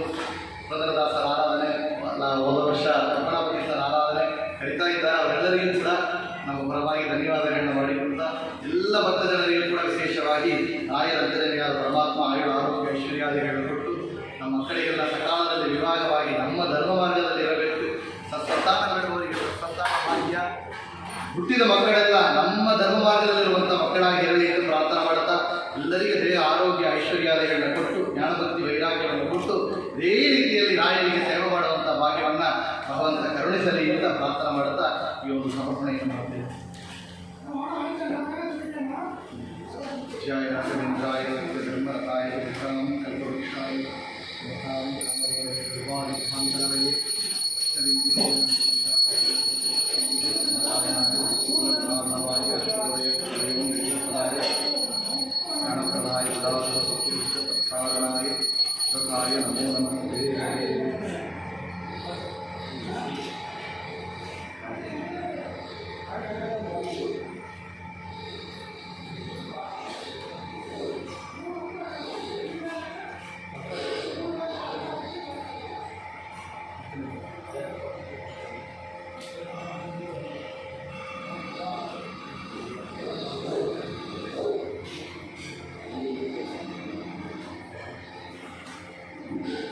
ಎಲ್ಲ ತಗೊಳ್ರಿ, ಅಲ್ಲಿದ್ದೇ ತಗೊಳ್ರಿ.